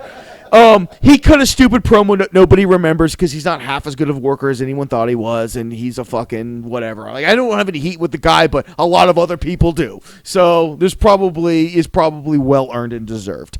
But anyway, and it wasn't his fault he was cutting the promo. They did their thing, and they walked off, and immediately we started the match hot. I think I harbored him, and we got into it, did the whole thing. The match itself, I don't think was that bad, considering all the fucking mechanics that went in and out of it. But we go to the end. He gets the quick. I think he does like a fucking small package out of the fucking driver. 1, 2, 3, quick. I mean, I kick out at 3. I get all pissed off. I strike Bruce. I give him the driver. We have gone from let's quickly cover this to you literally talk about every beat in this fucking match. Now we're getting to it, Benny. You're slowing it down. That has nothing to do with the actual story. We're at the goddamn climax. Listen, okay? I'm on a few performance-enhancing subjects. I apologize to everyone. You don't apologize to anybody. Knee-deep mired in the fucking marker world here. Anyway, we will get long to story. In the ring, I'm about to leave. Crowd's fucking, all hail Prime, all hail Prime. And I'm like, all right. Yeah, right. I've waved my dick enough. Like... Good. My thought at that point was, good luck replacing me, you fucking piece of shit. Because I was just mad. And I knew, like everything will calm down later. As I go to leave, I go, Prime! I turn around, and there he is with a microphone in his hand. Now, I've been told we're not doing this. We're in the middle of a live show. There's 400 or 500 fucking people watching. He gave you the mic. So I walked over, and I grabbed the mic, and I'm like, are you sure? And he goes, do it. And I'm like, all right. And I did what I, at that time, did best. I said things that most people would never say to another human being. But under the guise of a work shoot, as it's known, and just, this is a show. Only because I think that video he recorded was kind of a work shoot also. Yeah. Yeah, we were doing the work shoot thing, but I told him when it came time to us being face to face in the ring, motherfuckers got to take one for the team. Otherwise everyone looks bad. And I think the original idea was I was going to stay away from a whole show, Cobra Commander and everything. We're going to really, really, really rub it in and sell the whole thing. He got in the ring. I called him in the ring. I said some unflattering things about his wife. And just so we're all clear, I'll apologize for a lot of things I have said and done, and I actually really do regret some of the ways this was handled. Fuck that ginger cunt. Sorry, never gonna step off that one. She can go fuck herself any day she wants. They all end in Y. So he gets in the ring. I believe I made a statement about if she would just allow his balls to go up to his possession for 15 minutes just so he could be a man. Balls out of your wife's purse. Yeah, some shit like that. Oh no, there's video. Oh, there's I have the video of it. Ironically, the guy you ran down earlier, his girlfriend recorded and put it on Instagram. So oh, you mean the woman he lives with who doesn't know how much of a piece of shit he is? She probably knows. She lives with him. That's fair enough. So he gets in the ring, and right behind him is his bodyguard, who is an ex-Israeli Special Forces, who I not only had a tremendous amount of respect for, was a smoking partner of mine, but let's be honest, had a healthy fear of angering. No, that guy was PTFN SD. Yeah. To fucking the gills. Not ideal. Not ideal at all. That guy was the hair trigger was always right there. Right? And behind him was a piece of human slime. No, you could say his name. Or does that not cross your lips? He's he who shall not be named, because I don't want to get another pissing contest with him, because I'm fucking almost 40 and we're grown men at this point. Oh, fuck it. Drew's looking at me like I got a Lou Spector. Oh. I was going to do the Lou Schmechter. Yeah. Let's not open that can. Yeah, it looks like I was going to talk code. Although he's the best, and he's the best bookend of this story. So they're in the ring, and I mean, this is a live crowd, man. I got a mic in my hand. I don't know what the fuck is going on. I really legitimately don't. You do the balls out of the purse thing, and the crowd goes, ooh. It's so funny. Yeah. Because I wasn't there. I had already been banned from the world of this of like 6 months earlier. But the whole crowd, because I watched the video. Yeah. The whole crowd goes, ooh. And then I think you hand the mic back to him. Something like that, and he goes, and something like, Prime, blah blah blah, you're fired, or he just wanted to be fence. He wanted to fire me publicly. You're fired. I gave him no reason. He never to do came so. in the ring though. He stood on the other side of the ropes. I was leaning. Oh, on that's the top right. rope. That's right. It's all hazy to me. Well, know? like I said, I've seen the video. Yeah. So in the meantime, what's going on in the back? I'm sitting there talking to Bobby, just going over a couple of things we're gonna do in the match. Somebody kicks open the door. Donovan, they need you now. I go, hold on, we're talking to. No, they need you right now. I was like, what for? You're like thinking, is that the signal? The Prime thing. I go, what? Okay. All right. So at this point, you're just kind of leaving because you're not quite sure. Well, I remember when he said you're fired. I said some other shit, and I'm like, I don't know what I said, but whatever I said got the crowd riled up. I flicked them off in a whole 9 yards. They're chanting all hail Prime. I go to leave because I'm like, I don't know what that was about, but he'd already gone down the stairs. Yeah. He basically you fired and walked away. Yeah, and I was already you barked at him. Yeah, I was like, congratulations, you just made me more over. Right. Like, whatever. Marco's just leaving. Yeah, I'm just leaving. All of a sudden, out comes fucking Drew Bricko and fucking, oh my God, what's this? My buddy Scott, who had no formal training, but I told everybody he was trained by Killer Kowalski. And then he was a great worker, but just kind of beaten up, so he was going to be a manager. He was like Jack Victory! Just because he loved wrestling, and I just dressed him up in funny And he brought outfits Monster. and beat him up, and he brought Monster. And he brought Monster. But, He brought enough Monster for the whole class. So we go out, and literally, I get in Marco's face. Wait, what was his gimmick? Swole Buff Swelling. Yeah, it's Buff Swellington. Buff yeah, Swellington! That's, like I knew that was okay.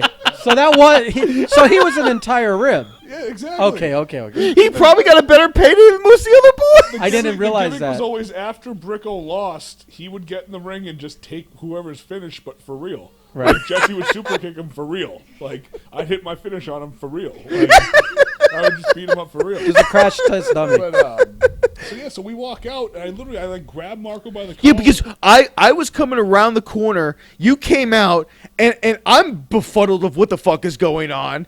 You look like you have no idea what's going Because on. you don't know about the Marco. The I have Prime no thing. idea about the Prime Directive or none of that I'm shit. just like, I go, hey. Yeah, we're face to face in front of everyone. Like there's people, there's fans like 10 feet away from us. We're eye to eye. Both of us I can grab him around the throat. I pull him like really closely. It looks really intense. I just go, like, hey, I'm supposed to like kick the shit out of you, like for real. And I'm throw like, you out of the building. and I'm like, are you gonna do that? I'm like, no, I don't really want to do that. Like, can you just make it look like I'm carrying you out of the building, like, and just like work it a little bit? And at this point, I'm so confused over everything that's happening. I'm like, bro, that's as good an idea as any. I'm like, all right, let's just do that. I don't. And know it was what's like this going on. weird comic-y, It's like a very like timid, like kind of like friendly conversation where we're both just confused. Bricko and Swellington have no idea what's going on. So we're just having this like very pleasant conversation. Like, all right, let's leave. So we go out and then we're done. I'm like, I think they want you to go, and you're like, yeah, I think I'm gonna go. And I was just gonna get dressed, say my goodbyes, and leave. I'm like, all right, cool, just text. So I get in the locker. so we're in the locker room, and all of a sudden, he comes. The bodyguard comes in. Ellie. I don't really want to. Fuck it. All right. Well, there's no heat, Ellie, to this I day. didn't say his last name. But anyway, I he didn't comes in and remember he it. goes, "You gotta go. You gotta go now."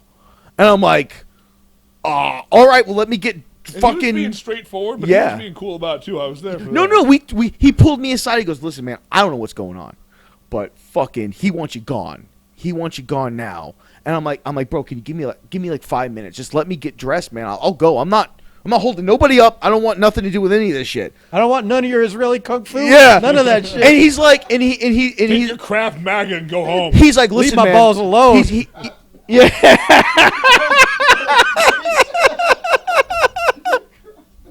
So it was just like one of those things where he's like, look, I don't know what's going on. I don't have any heat with you. So just, take 5 minutes. And Johnny walked with me. And I just remember as I'm walking out, everyone just kind of looking around, all the fucking unders looking around like, oh, what's happening? And I just remember going like, you motherfuckers know exactly what's happening. I'm being fired right now. Like that, what happened in that ring was legitimate. Like cooler heads did not prevail. Shit happens. It's 2 weeks and we'll have another conversation kind of thing. Mm-hmm. And I go out of the building, I get in the van. The first thing I do is smoke a bowl. Because I'm like, fuck it, like I need to calm down because I'm all jittery and shit. And then Ellie goes, I hear in the distance in the parking lot, I hear Prime, and I'm thinking like Megatron, like what? What's happening? He goes, and Ellie goes, oh, that's Lou. He wants to fight you in the parking lot. And long story short, That's Bruce Schmechter. I have a very contentious relationship with Lou Spector. We don't like each other. We don't respect each other. The biggest difference between the two of us is I'll murder him with my goddamn bare hands, and he's not going to do. He's famous for telling me, I'll just let you hit me until you tire yourself out, and then I'll laugh at you and choke you out. At which point my only response was, Lou, if I hit you once, you're dead.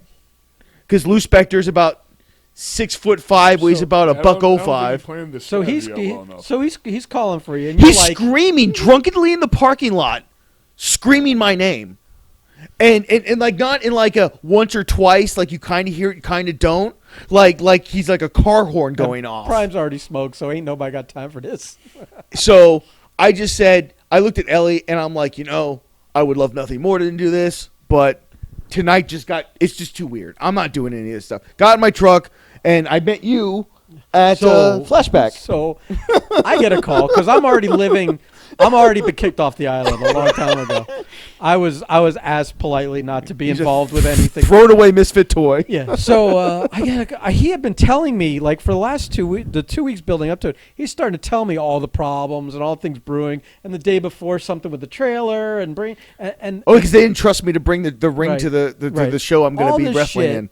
And then I get a call, and it's like it's like halfway through the show or Yeah. whatever it was, and I'm looking and I see it's you, and I'm like, and I answer it, and he goes something to the effect of, "Well, I just got kicked out of War Memorial. You want to go get pancakes at the flashback?" And so I The go. answer is always yes. So I'm like, "Fuck yeah," because The- I want to hear about all the Holy honey, cannoli you know? pancakes, sir. Holy cannoli pancakes. Your I Ronin fucking. career ended over a nice plate of holy cannoli pancakes. Yeah. So. And it was the beginning of the.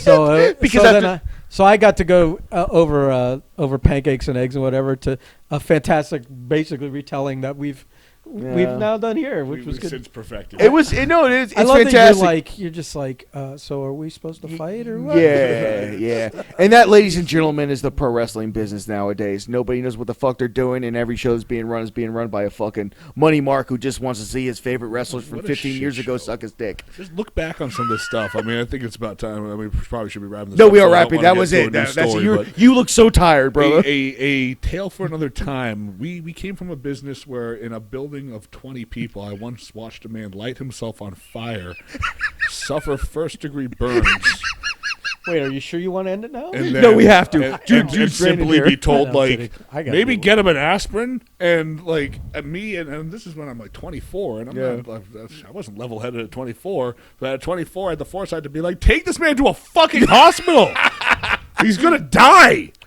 But such is life. This is wrestling, and that's a tale for another day. So there we go. Then so now we have a new thing to look forward to. The next time we get Drew on, we'll just tell more wrestling stories about how fucked up. That Listen, we shit was. could get Drew on the horn. We'll fucking do Oh, this. yeah, all- we Absolutely, can, let's do it. we can definitely do that shit. Can we get like It'll AJ too? It'll replace that other one that was supposed to have a slot. Oh.